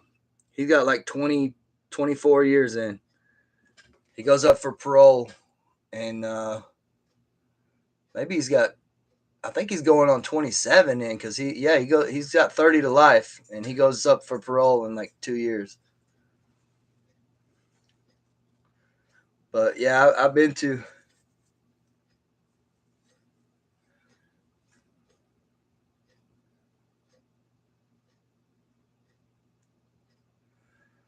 That's what's up. You have a channel with JP and Joe Rogan. What? I wish somebody could help me with my YouTube channel, man. I don't know what the hell I'm doing. But like I did this interview, I felt like I needed to tell my story. And my friend Clark was on the Soft White Underbelly. I was like, we're friends on Facebook, and I was like, I don't know, I don't really like scroll through the news feed, but for whatever reason, I went on Facebook, and that was like the first thing that popped up. It was Clark in his interview from the Soft White Underbelly. And I knew about the Soft White Underbelly because my brother had showed my dad the video of the Whitakers, like that wild ass inbred family in West Virginia. And so I knew what that was. But anyway, I watched Clark's interview, and something something in me was just like, I wonder if that guy would want to talk to me and want to hear my story. I've got a wild ass story. And so I messaged Clark, and he was like, yeah, he probably would. He was like, his email address is in the video description. So I clicked on it, clicked on his email, sent the dude an email, and like 5 minutes later, my phone rang, and he was like, Jacob. I'm like, yeah, who's this? He's like, this is Mark Leda. It was Soft White Underbelly. Did you just email me? And I was like, yeah, I did.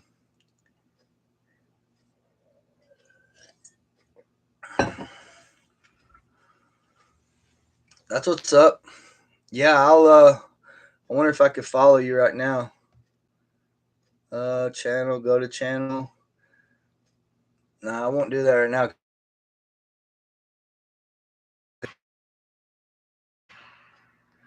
But I will. I'll definitely subscribe to your channel, and yeah, if I see you go live, I'll get on there. Um, but yeah, I kind of thought the same thing. I'm like, it's Friday night. I might as well hang out. And really, like, I made a promise to a lady in Sweden today. She asked me to do a video about spirituality, and I was like, yeah, so I tell you what, I'm gonna do a live for you tonight. And then uh, I didn't know she was in Sweden at first, and then she told me, and I googled it, and it's like 7 hours ahead there, so it's 2 o'clock, 1 o'clock in the morning over there right now. So she ain't on here, but I I wanted to make a video about something that she had asked me to talk about. So I figured the best way to do it was to go live, because that way, because I know a lot of people that watch this channel are into like spirituality. People that aren't, they ain't trying to talk about this stuff that I talk about. They ain't nobody watching me that ain't into that. I feel like most of my subscribers are pretty higher vibrational people.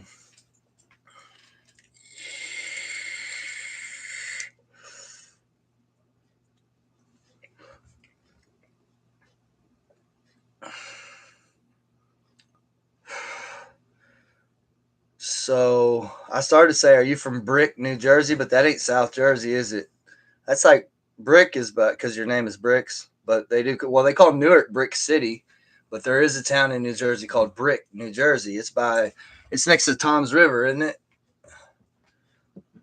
I know I've been to Tom's River, and I think I've been to Brick. I've been to the Jersey Shore a few times, like Seaside Heights.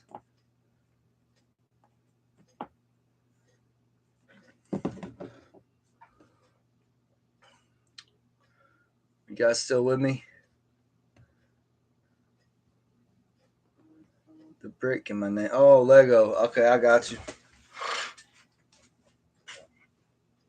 Mm, Legos are hella expensive. Hey, what's up, Melissa? Let's see if I can say your name right. Levasseur? Levasseur? Levasseur. Yeah, I'm guessing Levasseur. It's probably not how you say it at all. But what's up, Melissa?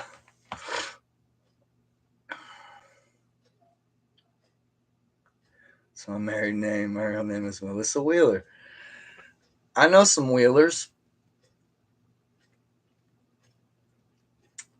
They when I well when I was we moved out of this place when I was 5 years old, but before I when I was like 3, 4, 5 years old, our next door neighbors were Wheelers. Maine, wicked pissa. That's wicked. I've been to Maine. I stayed the summer in a little town called Peru, Maine. New Hampshire. I've been there too. I flew out of where was that place? Oh, no, I can't tell that story on this channel. My mom would be so pissed. I can tell it. I don't got to tell the whole thing, I guess. Um, Manchester. Yep, exactly. I flew out of Manchester, and I didn't even realize who this dude was, right? But my dad did because my parents they had a satellite, so they were watching like the Nashville news channels even when we were in Maine through the satellite. And this guy, matter of fact, he is like the head anchor for ABC in Nashville now. And my brother saw him a couple years ago, and he remembered me. He talked to him. It was like, "Do you remember me and my flying with my little brothers?" And he was like, "Yeah, I definitely do." Um, but anyway, my dad, like, he went up to the guy. He was like, "Aren't you Neil Orn?" And the guy was like, "Yeah." Back then, he was just like the meteorologist. Like, he wasn't like the head dude, but now he's like the head dude at ABC. Um, but anyway, his family was from up there in New Hampshire, and he was flying home to see his parents and on his way back to Nashville, and we were coming from Maine back to Cookeville, so we flew into Nashville. And me and my little brother, we sat next to this guy on the plane, and dude, we talked about I can't even tell you like the conversation that we had, but it was crazy, you know. Uh and Yeah, I can't even like tell the whole story. It's hilarious, but it's a little bit dirty. Um but anyway, the guy, he was like make sure you watch the news in the morning because I'm going to talk about you on the TV. Well, come on down, Melissa. Um you ain't that far away. I just went to North Carolina like 2 weeks ago. I rode my motorcycle over there. Um But anyway, yeah, we wake up like super early, like 5 a.m. the next morning, and get up and turn the TV on. And the guy like shouted us out on the ABC morning news. Uh, yeah, well, I don't know how deep into North Carolina you are. I So I said I went to North Carolina, but officially, for the record, I turned around at the state line. But I rode the tail of the dragon, and it goes into Graham County, Robbinsville, which I always wanted to go there, and I always wanted to meet Jim Tom Hedrick. You guys probably don't know who that is, but if you ever watch the show Moonshiners, oh, okay, so I was there March of 23. I was in Raleigh. Where did I live? I lived at a hotel there for a couple months. I was doing what's it called? Telecommunications engineering. Like I was riding around taking pictures of light poles and building maps of like the telephone lines, pretty much.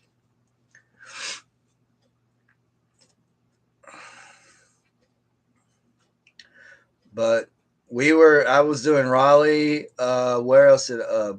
Rocky Mount. I never knew like North Carolina was like ghetto like that, but it's kind of ghetto out there.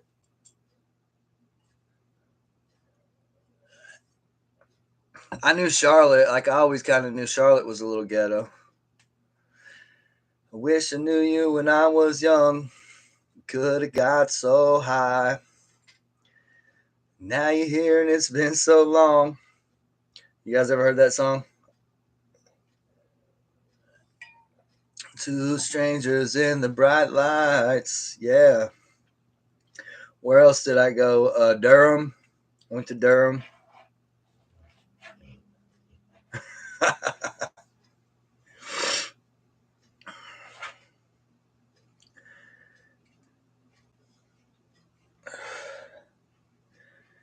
Yeah. I wish I could get. I mean, when I talk about getting high, 99% of the time I'm talking about smoking pot, and I really don't even feel like marijuana. I mean, I guess technically marijuana is a drug, but if you want to be technical, caffeine is a drug, and so is nicotine.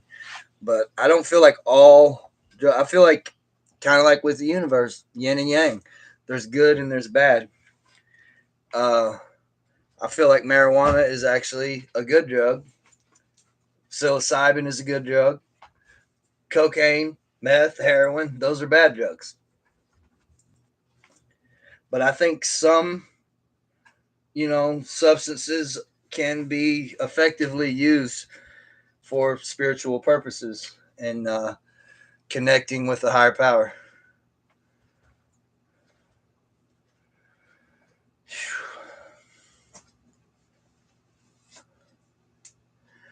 Right? Yeah, I have too, and I'm really not proud of it. But even all the bad things that I've gone through in my life, they've made me like who I am today. So it's a tricky question. I mean, I guess I do regret a lot of the things that I've done, especially as far as you know drugs. Uh, I do regret that um, for sure. You know, it's just I guess there's no use crying over spilled milk. But the only thing that I can really do is just use it to be stronger and to know better. And I do. Like I have no desire to go back down that road. Like I do think about like smoking pot. Like I think about that quite often. Like, man, I wish I could just smoke weed, but I can't. Hey, Joanna. Yes, plant medicine. Right. Yep, me too. For sure. One thing I've never done is peyote, and I could. I've never done ayahuasca either. I have done DMT.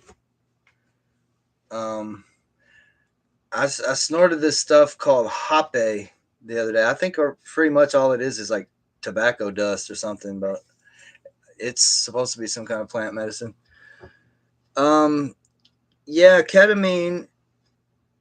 I did have a really good experience on ketamine once.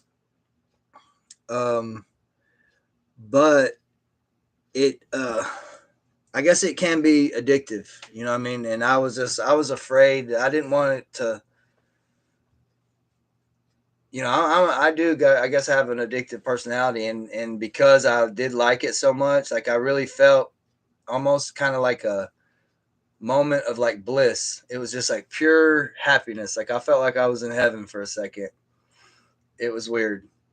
Um, and I've had moments like that on mushrooms too. Like I've sat and cried for like 4 hours because I was just so happy. Like a lot of people laugh, but I get kind of like emotional. I'll cry like happy tears and just I think about all the shit that I've come through, and I do think about prison a lot and like the not knowing if you'll ever get out, not knowing if you'll ever be able to like talk to a woman. I can remember, a lot of dudes in prison are just animalistic, man, just vile, and they would like flash the nurses and like, like that's basically like like raping them. Like they're not trying to look at that, and like they have to go walk past your cell, and like these dudes are like showing them doing just wild stuff. And I can remember thinking like, man, and this is like really sad, like for me to think back on it. Like I remember just thinking like I would cut my whole finger off. I would chop my pinky finger off if I could just sleep with a woman tonight, for one night. And I don't even gotta have sex with her. Like I just want to smell her hair. And like that was like legitimate. Like I probably really like if somebody would have been like, all right, cut your finger off, like I would have done it. It's lonely, man. But I don't care how lonely you are. That don't like justify you acting like an animal. Like that used to really make me mad. Like I used to kind of want to like fight them dudes. over that, like because they do some real vile stuff to them nurses.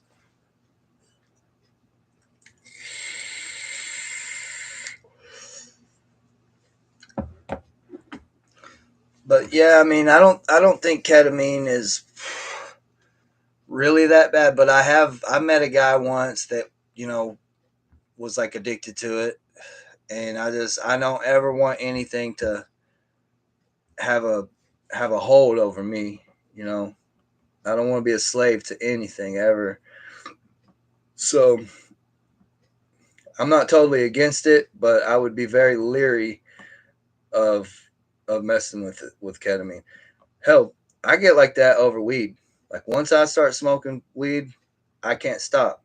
Like I get high and I don't never want to come down. I just keep smoking and smoking and smoking till I pass out, and then I wake up the next morning and smoke another one and just.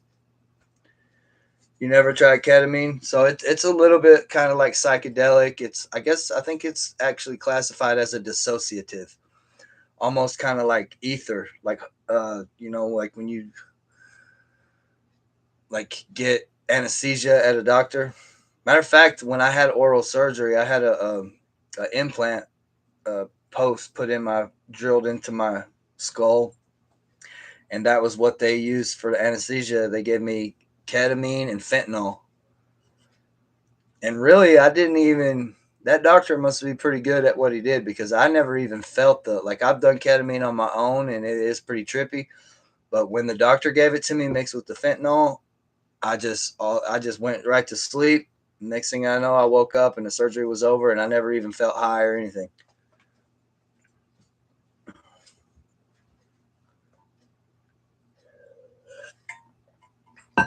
I think you'd be all right to try it. You know, it's definitely yeah. Like I wouldn't never tell anybody like, oh, you should try meth or you should try heroin or you should try cocaine. Like ketamine's all right. Have you ever done DMT? Joanna, mushrooms were very visual to me. Like the first time I ever did, like I guess years ago, I can remember just be getting high as hell off mushrooms. Now anymore, like the last times that I've done them, like I eat massive amounts of them, and I do definitely get right off of them, but I'm not just like tripping balls like that. Like it's more of like a body feeling to me when I do them now. Kicking to Neptune. Um, I've heard that is pretty bad. I've actually done TNFteen, and I looked into to to getting it, but uh, I talked myself out of it. Like I have done it maybe two or three times, and matter of fact, the last time I did it was in North Carolina. I was at I don't remember what I was at a gas station or something, and it was like Zaza. Oh, I know all about. I've done every opiate in the book, man. And I tried that Zaza, and I didn't really have much faith in it because it's like sold right at the over the counter pretty much, and it was legal. And but somebody told me like, man, that stuff works. So I try. I got a bottle of it. You got to eat like the whole bottle though. I think what does it come with like five pills in the bottle or something, or no 15. It comes with 15, and I eat five at a time, and I was like, man, this stuff does work. But yeah, I put a stop to that before it got out of hand too. But I did try tianeptine, and it does work if that's what you want to call it. I mean, I could go to a well, I don't know if it's like that anymore, but I know a few years back, like I was on Suboxone or buprenorphine, Subutex, and I was going there for a few years, and the last time I kicked it, I was like, I'm never taking this stuff like that every day again. Like I'm never gonna get addicted to opiates.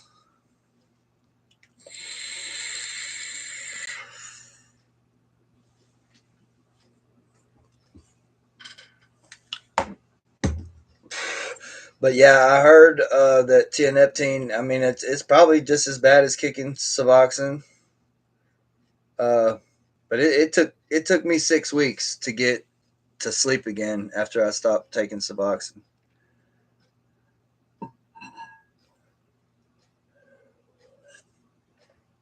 And that's why I say I don't never want to be a slave to nothing ever again.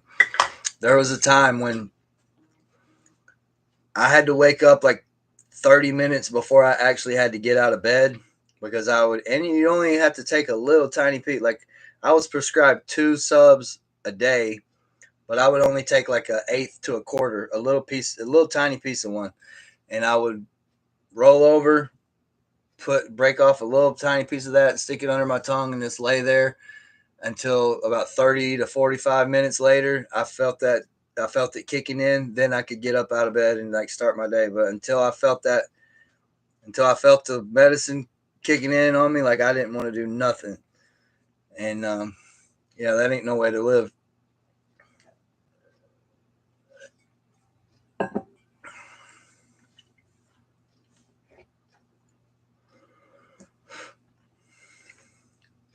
Well, we got a few people back up in here. What's up, everybody? How's everybody doing this fine Friday night? Oh, you know what else I was going to do? I was going to take a drone video of the lake here, but now it's dark. I mean, I could still do it in the dark, but you couldn't see nothing. You could see the lights at the marina. That'd be about it. But I wanted to take a little aerial because I had some battery left on my drone from yesterday. Did any of you guys see my drone videos that I uploaded last night? That's out at my grandma's house.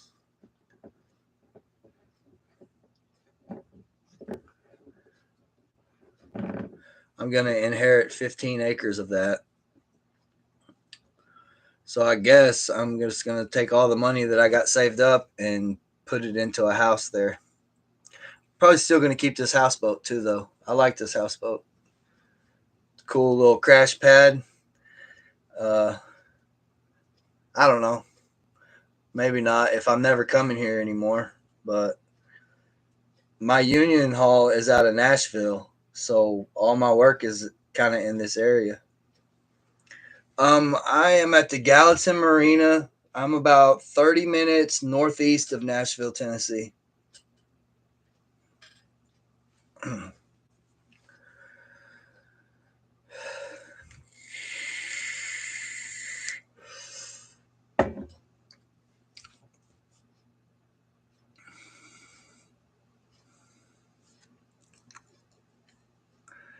Good evening, strange kitty. How are you?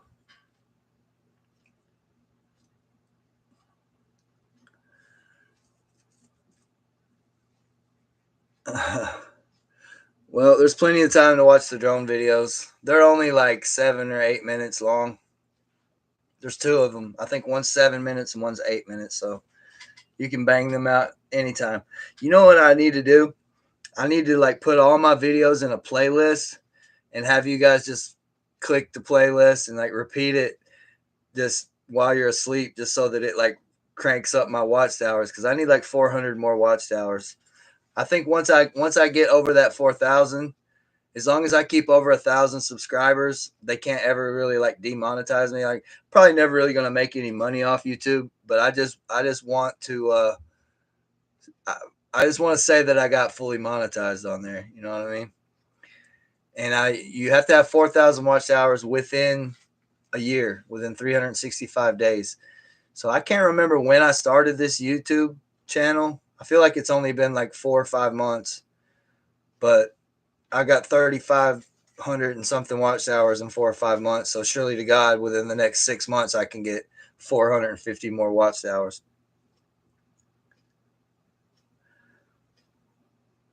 Oh, all right. Well, I'm glad you said what's up.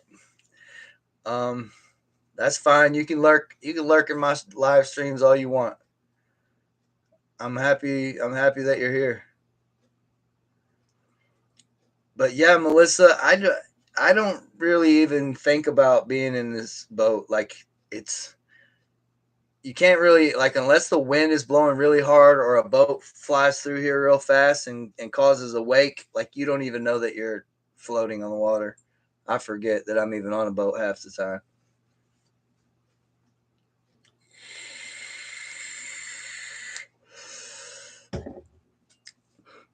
Where are you from, Strange Kitty? I think that it's awesome, like, that people in other countries watch this. I like it when people tell me they're like from Australia and Germany and Sweden.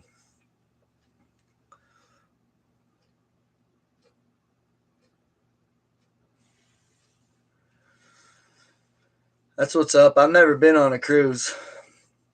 I'm friends on Facebook with this girl from Alabama, and I don't know.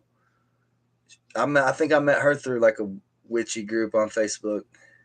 Binghamton. Uh, so I got locked up not too far from there, uh, in Orange County. I lived in Port Jervis, but I when I got arrested for I don't know how long. I'm sure you probably. Oh yeah, you watched my interviews on APS, so you know the story.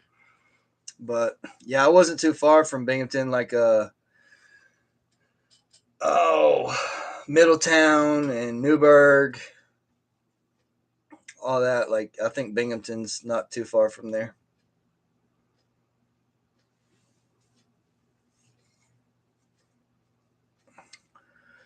So just this little live right here get me a few watchtowers.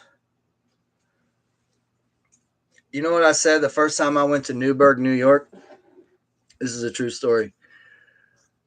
I was going there to the Social Security office to get a Social Security card, and we're like driving through the woods, and it's just like the middle of nowhere.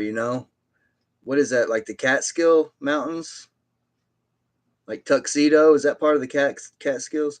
But yeah, you know that area, and we're just like driving through the wilderness, man. It's just nothing but woods, and then all of a sudden you just pop out of the woods. Like we've been driving for a long time, for a good ways, and it's just like the middle of the woods, and all of a sudden boom, you just pop out and you're like in a ghetto, and there's like candles and shit like all in the roads, like where somebody just got murdered there, like all over the place too. And I looked at my boss and I said, this is some kind of geographical oddity. I said, I think this is the only place in America where you could be killed in a drive-by shooting or eaten by a bear in the exact same place. And that's how I felt about it. Like it's just this ghetto in the middle of the woods. What do you think? That's a pretty accurate description of Newburgh, New York, isn't it?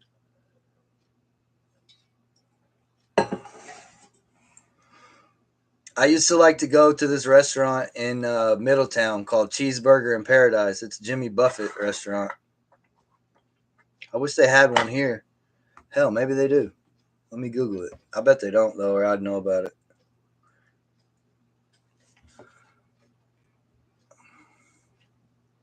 Does Nashville have a cheeseburger in Paradise? There's also Margaritaville too. Yep, Nashville has a cheeseburger in Paradise. Oh wait, no. So that's a cheeseburger. That's something at a place called Landshark Bar and Grill. Wait, I mean at Landshark Bar and Grill and Jimmy Buffett's Margaritaville. Okay, so they have Margaritaville, but I'm pretty sure those are two different restaurants. I thought anyway. I was sure that restaurant was called Cheeseburger in Paradise. But is it the same thing? So they do have a Margaritaville in Nashville. All of our restaurant locations are now permanently closed down. So Cheeseburger in Paradise is closed. And the last one was in Secaucus. That's in New Jersey. I had a bunkie leave and go to a halfway house, or no, not a halfway house, a rehab in Secaucus. Actually, I knew a couple guys that went there to that rehab. Is Nashville getting an In and Out? Oh yeah, 2026. Nashville's gonna get In and Out. I really like In and Out. If you guys aren't from California, you probably don't know anything about that. But In and Out Burger's pretty cool. And they have like a secret menu. There's things that you can go and like say in the drive-through, and it's not on the menu. But if you tell them certain things, they'll make you certain stuff.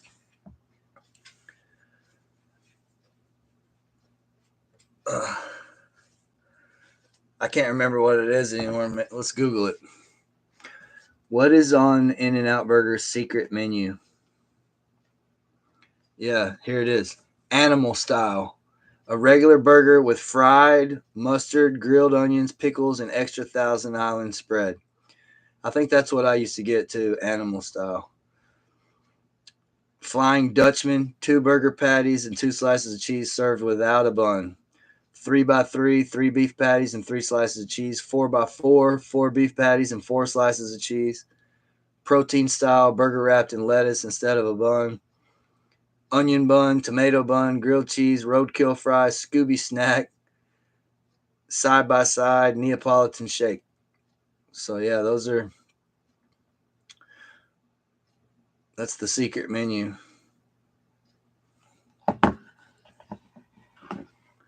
But yeah, I like In and Out Burger. I really like Five Guys hamburgers, but it's like expensive as hell there. It's like $20 for a cheeseburger. In and Out is cheap. You know, you can eat an In and Out burger for like $5 still. And in California, you know, everything's expensive there. So if you can eat for $5 in California, you're doing pretty good.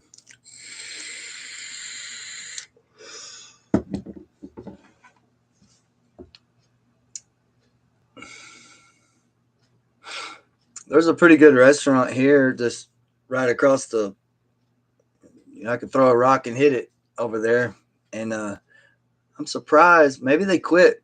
Maybe they quit the live music. Maybe they only do that during the summer. Now that it's fall time, but I could. I'm pretty sure. Like I heard music over there last week. Maybe last week was the last week of it. But it's always pretty happening over there. I just don't go over there much because it's expensive, man. I try like hell to save my money, and even no matter how hard I try, it seems like I just barely kind of break even. But not really, because I bought a car, I bought this boat, you know, paid my parole fines, which was several $1,000s. Like it just seems like I'm breaking even, but I'm doing all right, I guess. Got my 2016 Altima. I I know a dude. He works at the Ford dealership. He tried like hell to get me, and I mean, I could have bought the truck, but he was like, "Oh, I'm just gonna order it anyway," and I'm like, "Nah, don't order me that. Like, I don't know that I want to spend that much money." And like he tried like hell, but I'm so happy that I didn't buy that new truck because I would have been so pissed. Like, man, I just spent half my life savings on a truck that's just gonna get covered in dog hair. Um, so I'm super happy that I bought a 2016 Nissan Altima and it's paid off and I don't owe anything for it.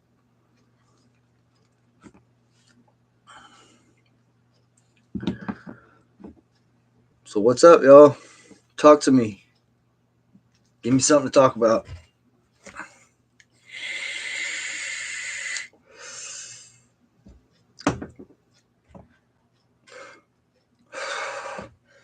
Before I got on here, I was trying to play this Neil Young song. I don't know why. Sometimes I just get songs in my head and I'm like, I'm gonna play that.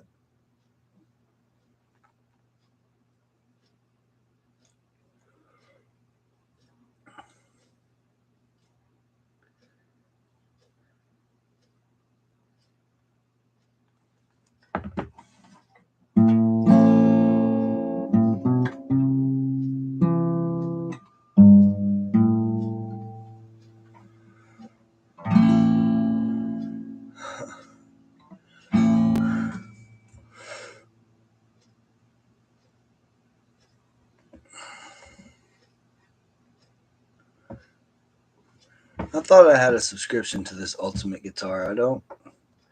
Maybe it's because I'm not signed in the right Google account. What the hell? Get out of here. Your purchases haven't been restored. So get out of this. Shut that down. Go to this one. What are you yaying about, Norma? You want me to play a song?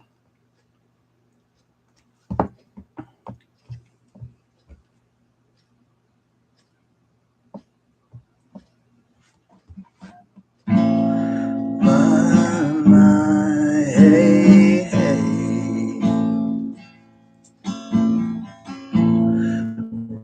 Rock and roll is here to stay. It's better to burn out than fade away. My, hey, hey.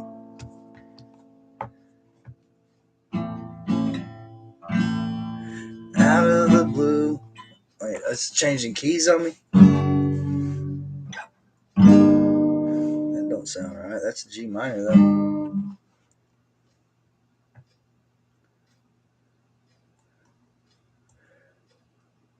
Yeah, I don't think that sounds right. E flat.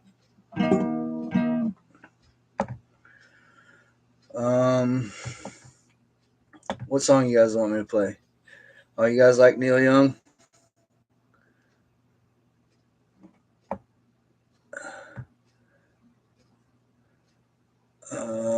There was this one Neil Young song that I really wanted to learn how to play.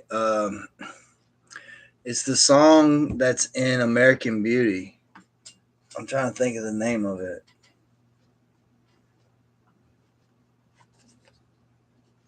What Neil Young song is in American Beauty? Don't Let It Bring You Down. That's it. According to Wikipedia, the closing track is an Annie Lennox rendition of Neil Young's Don't Let It Bring You Down. So,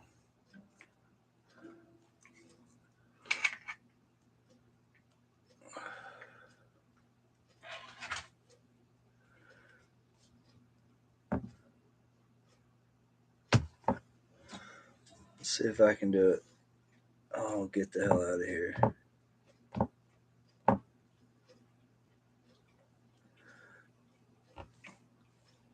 I could have swore I had a subscription to this. Old man by the side of the road with the lorries rolling by. Blue moon sinking from the weight of the load, and the buildings scrape the sky. E minor 7. The sky. Cold wind ripping down the alley at dawn, and the morning paper flies. Dead man laying on the side of the road with the daylight in his eyes.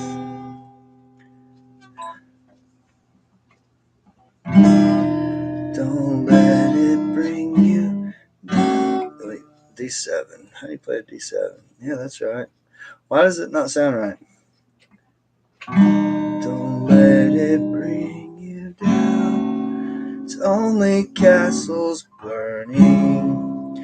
Find someone who B minor 7. Is that this? No. Yeah, it is that. Turning, and you will come around. Something like that.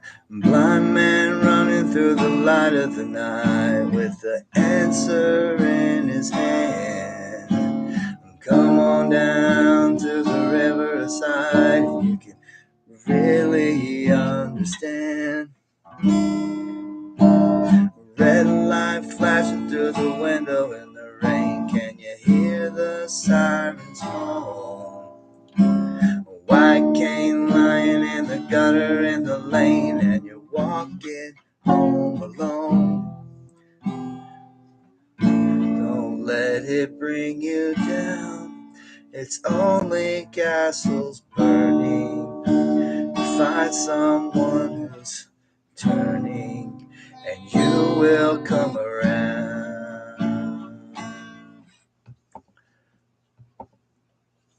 Yeah, that's the first time I ever tried to play that song.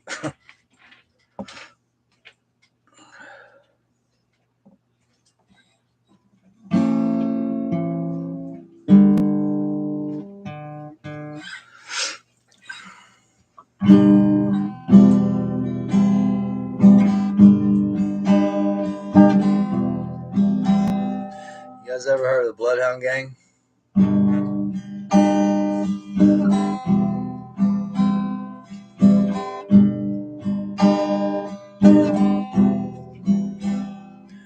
Hello, my name is Jimmy Poppin'. I'm a dumb white guy.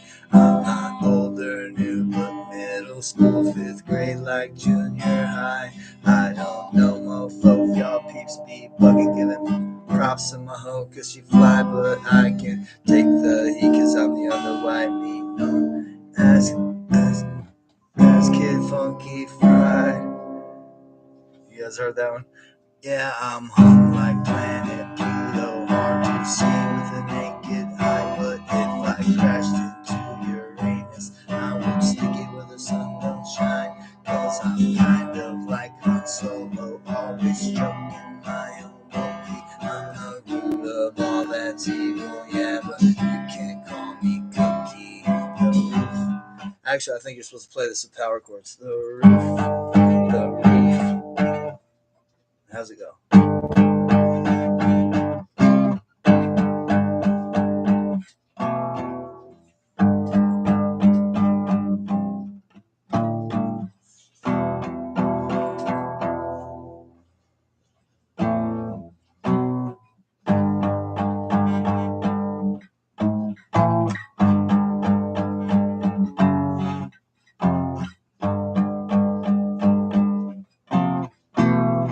I can't remember how to play that. Oh, we're losing people. I better play something good. What's a good song? How about this one? It's starting to get pretty warm in here. Let's see.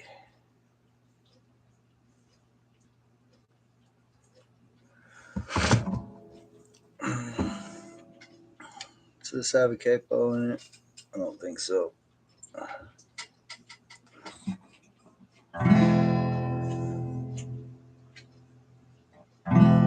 C sharp minor 9.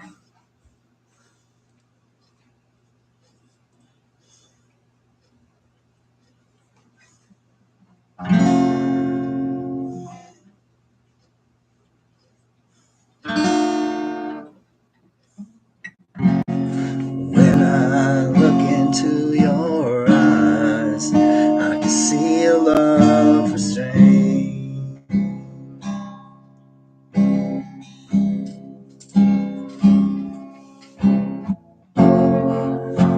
But darling, when I hold you, don't you know I feel the same?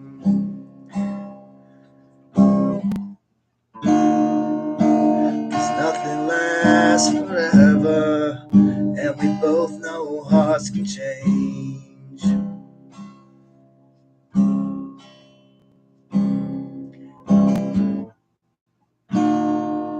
And it's hard to hold a candle in the cold November rain.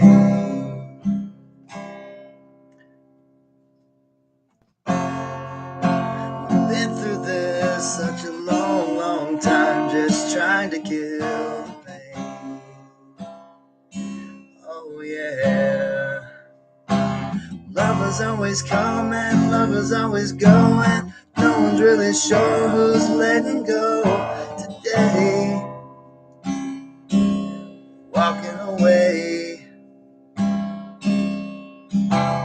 If we take the time to lay it on the line, I could rest my head just knowing that you were mine.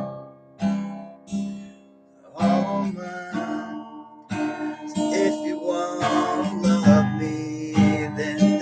don't refrain.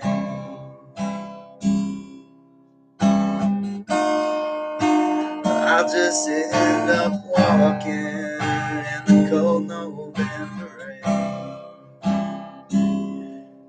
Do you need some time on your own? Do you need some time all alone? Oh, everybody needs some time on their own. Don't you know you need some time all alone? I know it's hard to keep an open heart when even friends seem out to harm you.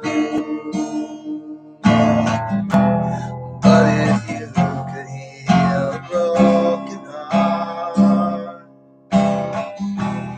wouldn't time be out to charm you? Oh, oh, oh.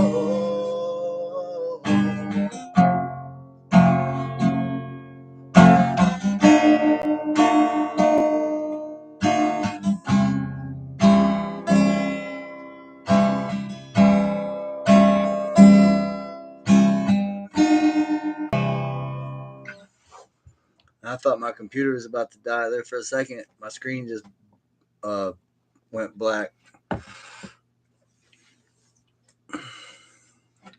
Well, thank you, Strange Kitty. I wish I could sing better. Maybe I should go to Nashville and take some singing lessons.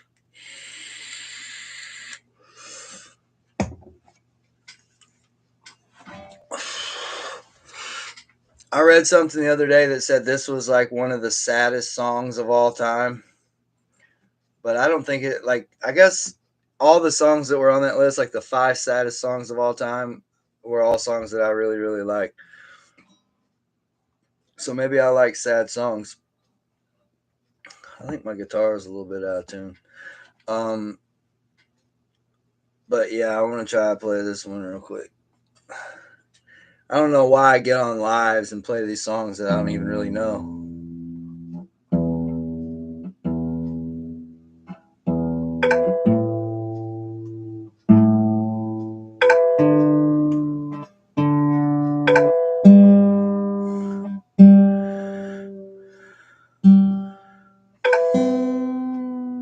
Guitar's way out of tune.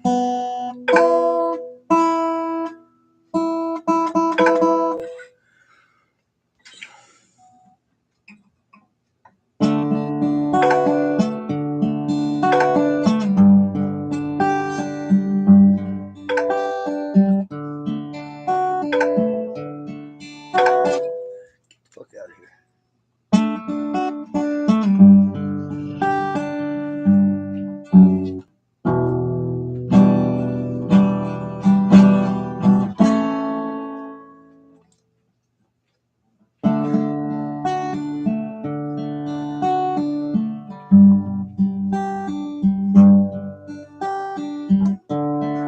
Day is long and the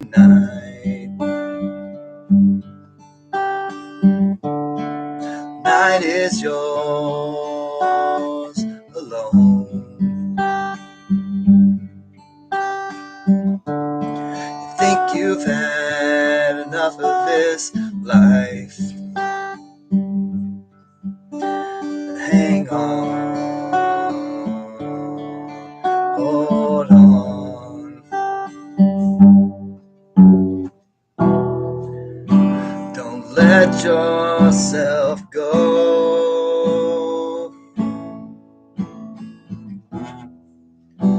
'cause everybody cries and everybody hurts sometimes.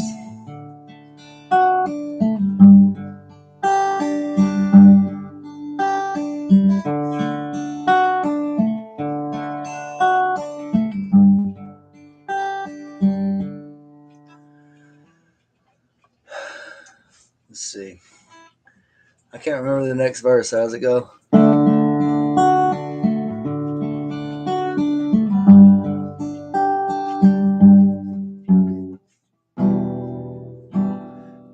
Everybody hurt. Sometimes everybody cries. And everybody hurts. Don't throw your hand. No. Don't throw your hand. You feel like you're alone. No, no, no, you're not alone. What does it say? The idea of not eating meat is the same. Stay in the Indians, North America, right? So yeah, I mean, our teeth are like designed to eat meat. You know, it's I guess like that's why we have teeth that are for cutting stuff. Because if all we ate was plants, we wouldn't have the teeth that we got.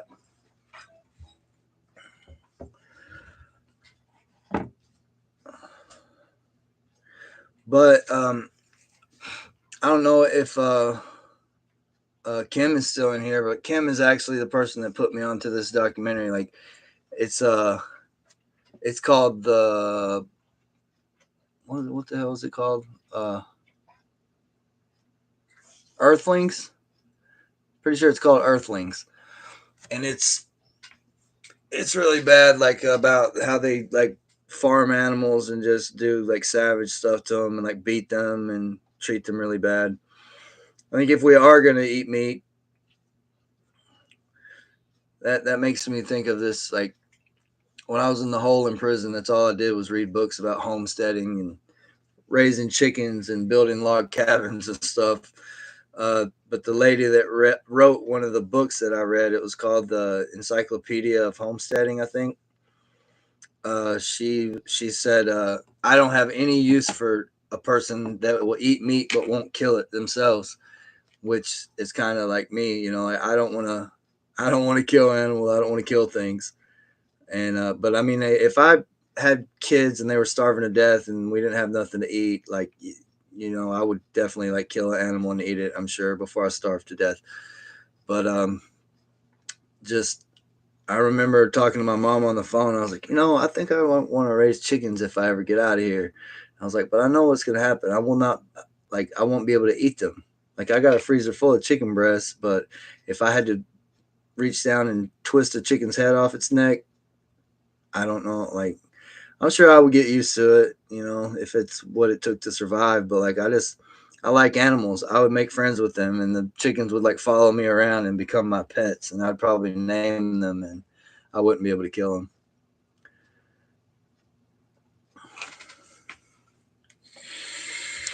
What's up, Eric? Hey, my screen says 1111. I got 11 viewers and 11 likes. That's a good number, 1111. What do you guys know about that? Yeah, me too, bro. I'm about to have to get off here pretty soon. My back hurts from sitting in this chair so long. I've been on here 2.5 hours already.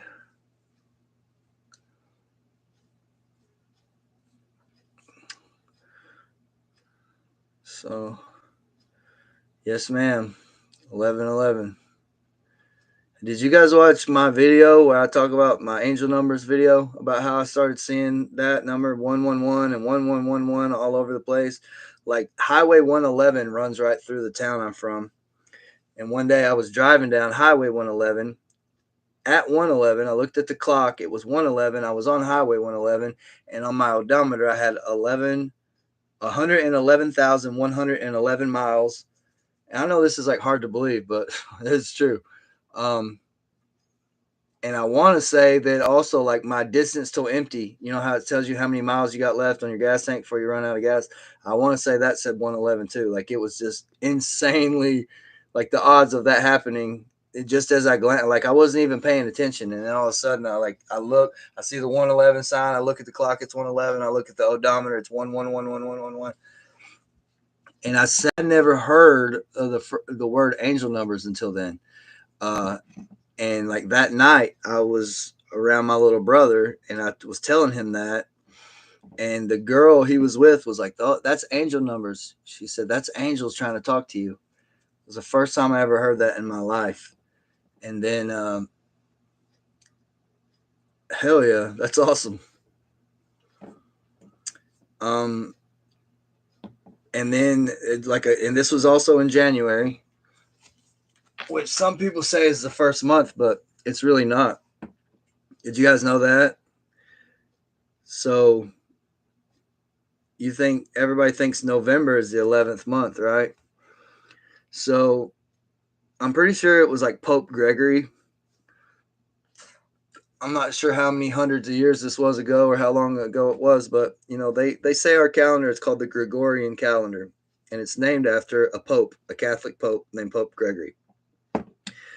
And have you guys ever wondered like why we have 365 days when everything like the everything is spherical, you know, everything is a circle. And a circle has 360 degrees, and divided by 12, that's 30. 12 times 3 is 36. So really the months are only supposed to have, they're supposed to be 12 months with 30 days, not no 31 days and a leap year and all that crazy wild shit.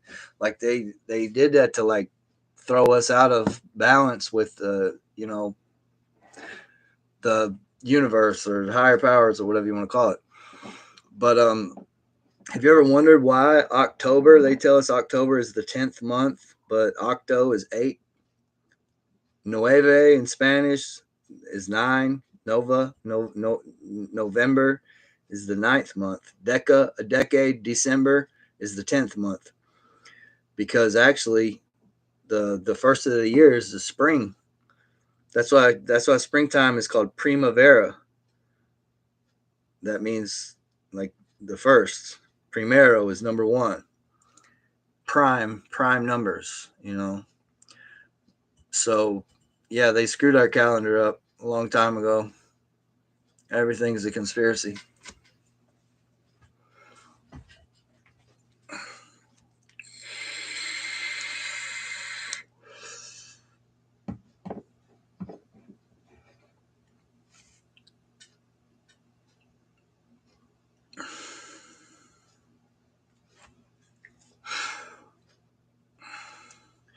Guys, I hate to do it to you, but I can hang out a little bit longer, but I'm gonna have to go pretty soon.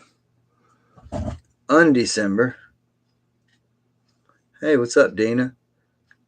They took out Undecember. Never heard that one. I have heard of the 13th zodiac though, and I'm actually born under that sign. Um, it's called Ophiuchus. I think Kim must have left because she would have definitely been commenting on this by now, I think. Ophiuchus.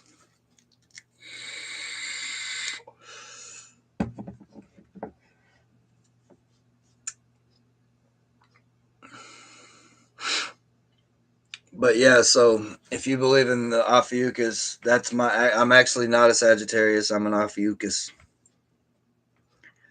But I don't know, because I'm pretty typical Sagittarius. I have all the traits that a Sagittarius is supposed to have.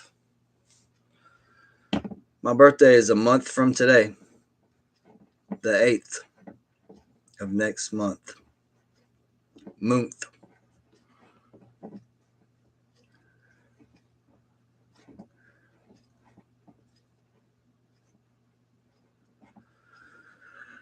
Oh.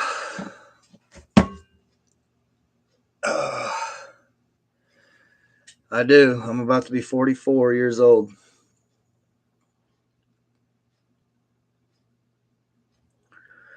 Oh, that's something wild too. I looked at the my truck today while I was at work. I was driving 44 miles per hour. I had 44,440. Swear to God, this is the true story. Today. I was getting 4.4 miles per gallon. I was going 44 miles per hour, and I had 44,444 miles on the odometer. And I'm about to be 44. Right? Yeah, I'm in my prime. I better enjoy it, right?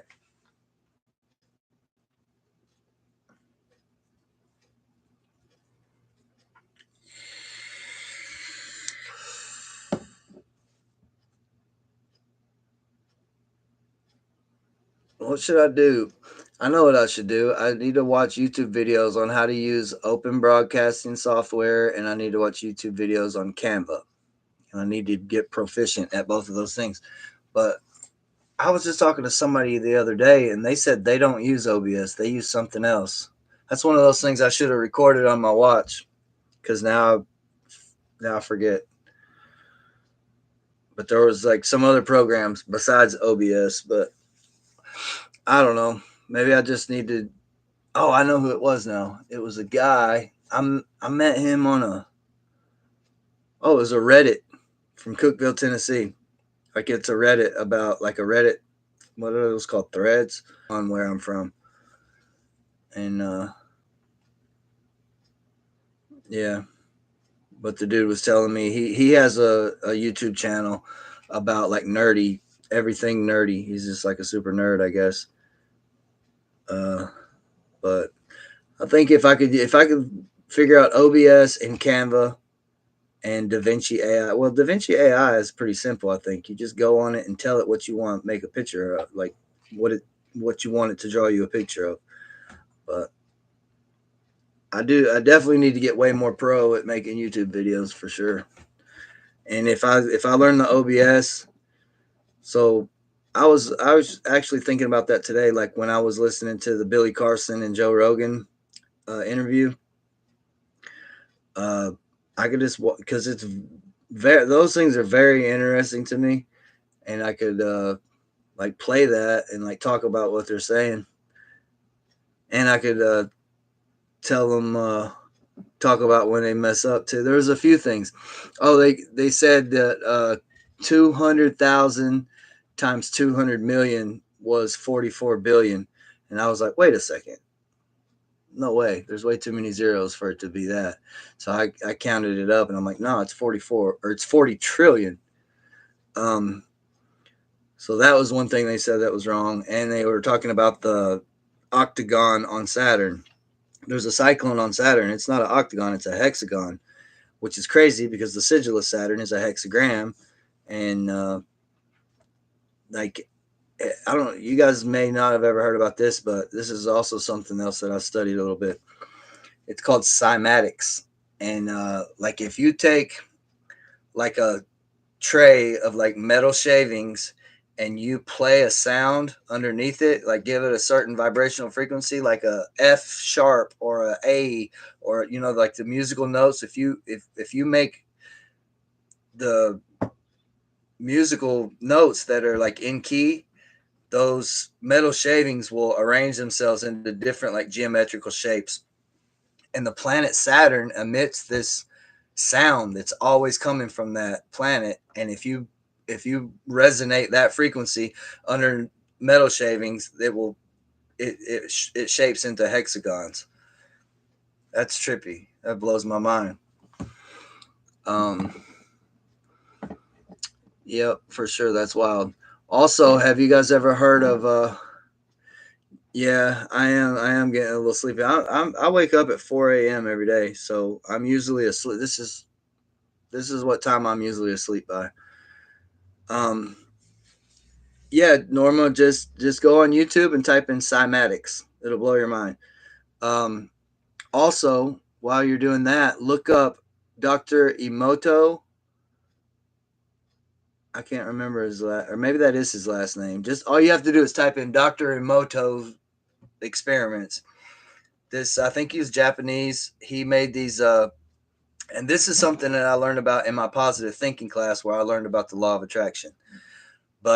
And we did these experiments too.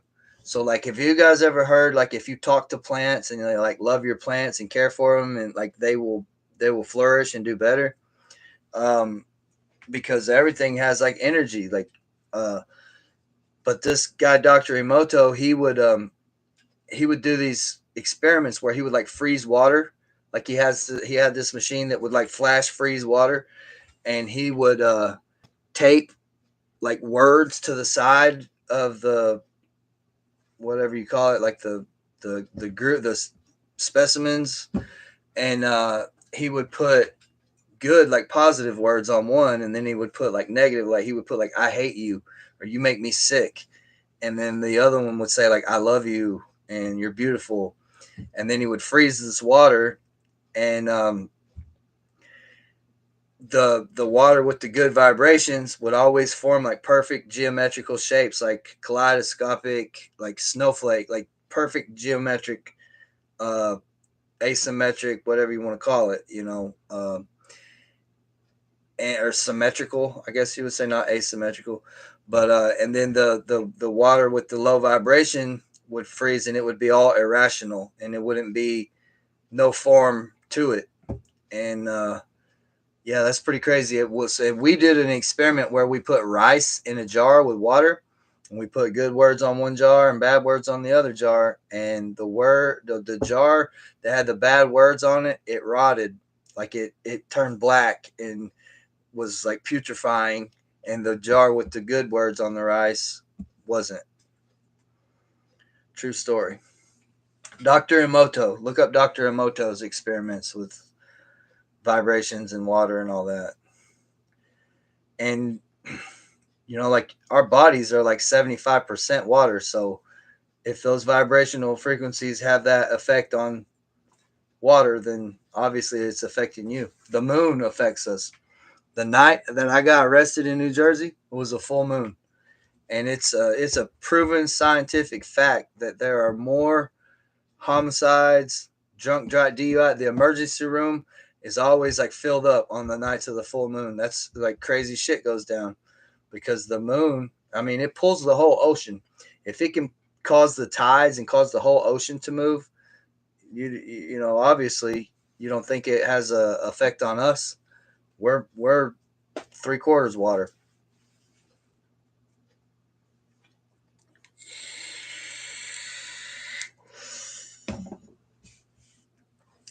That's that. Speaking of like spirituality, that's another moment in my life that I look back on. The last thing that I saw before I walked into that bar and ended up getting in the fight that changed my whole life forever, is I got out of the car and I looked up at the sky, and I didn't even know that it was a full moon until right as I was walking in that place. I looked up in the sky and I saw it, and it was just like boom. And I just had this wild feeling. Like I remember thinking to myself, like, oh shit. And that was exactly the thought that went through my, oh shit. I saw the full moon. I was like, oh shit. And I just had this feeling that something crazy was about to happen. And by God, if it didn't. So that's another thing that, just all these experiences in my life, like with like the psychics telling me these things and having dreams that came true, and that just, I know there's something more. There's a lot of people that don't believe in none of this stuff, and that's one reason why I talk about it on here, because I feel like if I know that this stuff is real, and I just didn't try to like wake people up to, like what's really happening, like the true like nature of reality, and the law of attraction and all these just wild ass things, like I would be doing like a disservice. It's like I feel like we're all in this together, so we need to help each other, and that's just my way of uh trying to usher in the age of Aquarius. No, you're never alone, Normal. um I had a next door neighbor when I was growing up in the house I grew up in. She lived right next door to me. Her name was Irma Peaches, and she would love this tattoo. because she was totally into Al, and she would talk about spiritual things, and I guess technically you would call her a witch. Like, I know people don't like that word, but I said it before. The word witch comes from witcha, which just means to know. Like the Catholics, they wanted to push that dogma on people, and so they were like executing, putting people to death for anything that didn't align with their teachings. Which planting crops by the moon cycles, that's witchcraft. You know what I'm saying? Talking to your plants, like, that just means that you know that these things are real, pretty much. But Irma, she was a witch, man. She was a good witch though. But uh, I think she was an influence on me too, because I was always like infatuated with like ghost stories, supernatural things.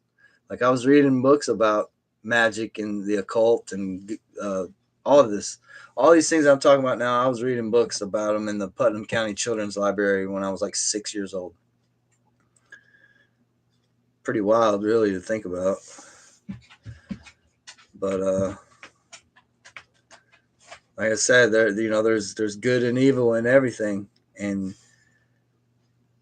magic is like electricity. It's power, and you can use electricity to electrocute somebody, or you can use it to run your lights and your heaters and stay alive. It's not magic that's evil. It's the person using it, which is that would be good or evil.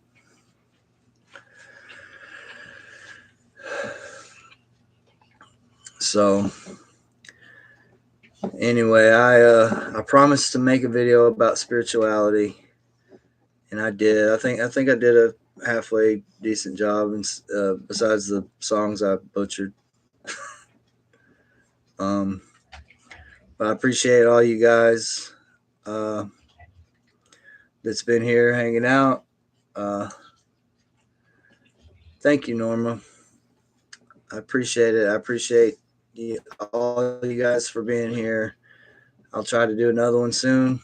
Um, Good night, Dina. I will. I don't know. Maybe I'll do another drone video or something tomorrow. I will lurk it. Um, I appreciate you, all you guys. Um, my drone videos only got. I don't know. I haven't seen them in a second, but last time I looked, they only had like 25 views or something. Which, I mean, I was making the drone videos anyway. I didn't like specifically do that for my YouTube channel. I did it because my brother wanted me to. So I was like, well, I'm about to make these videos. I might as well put them on my YouTube.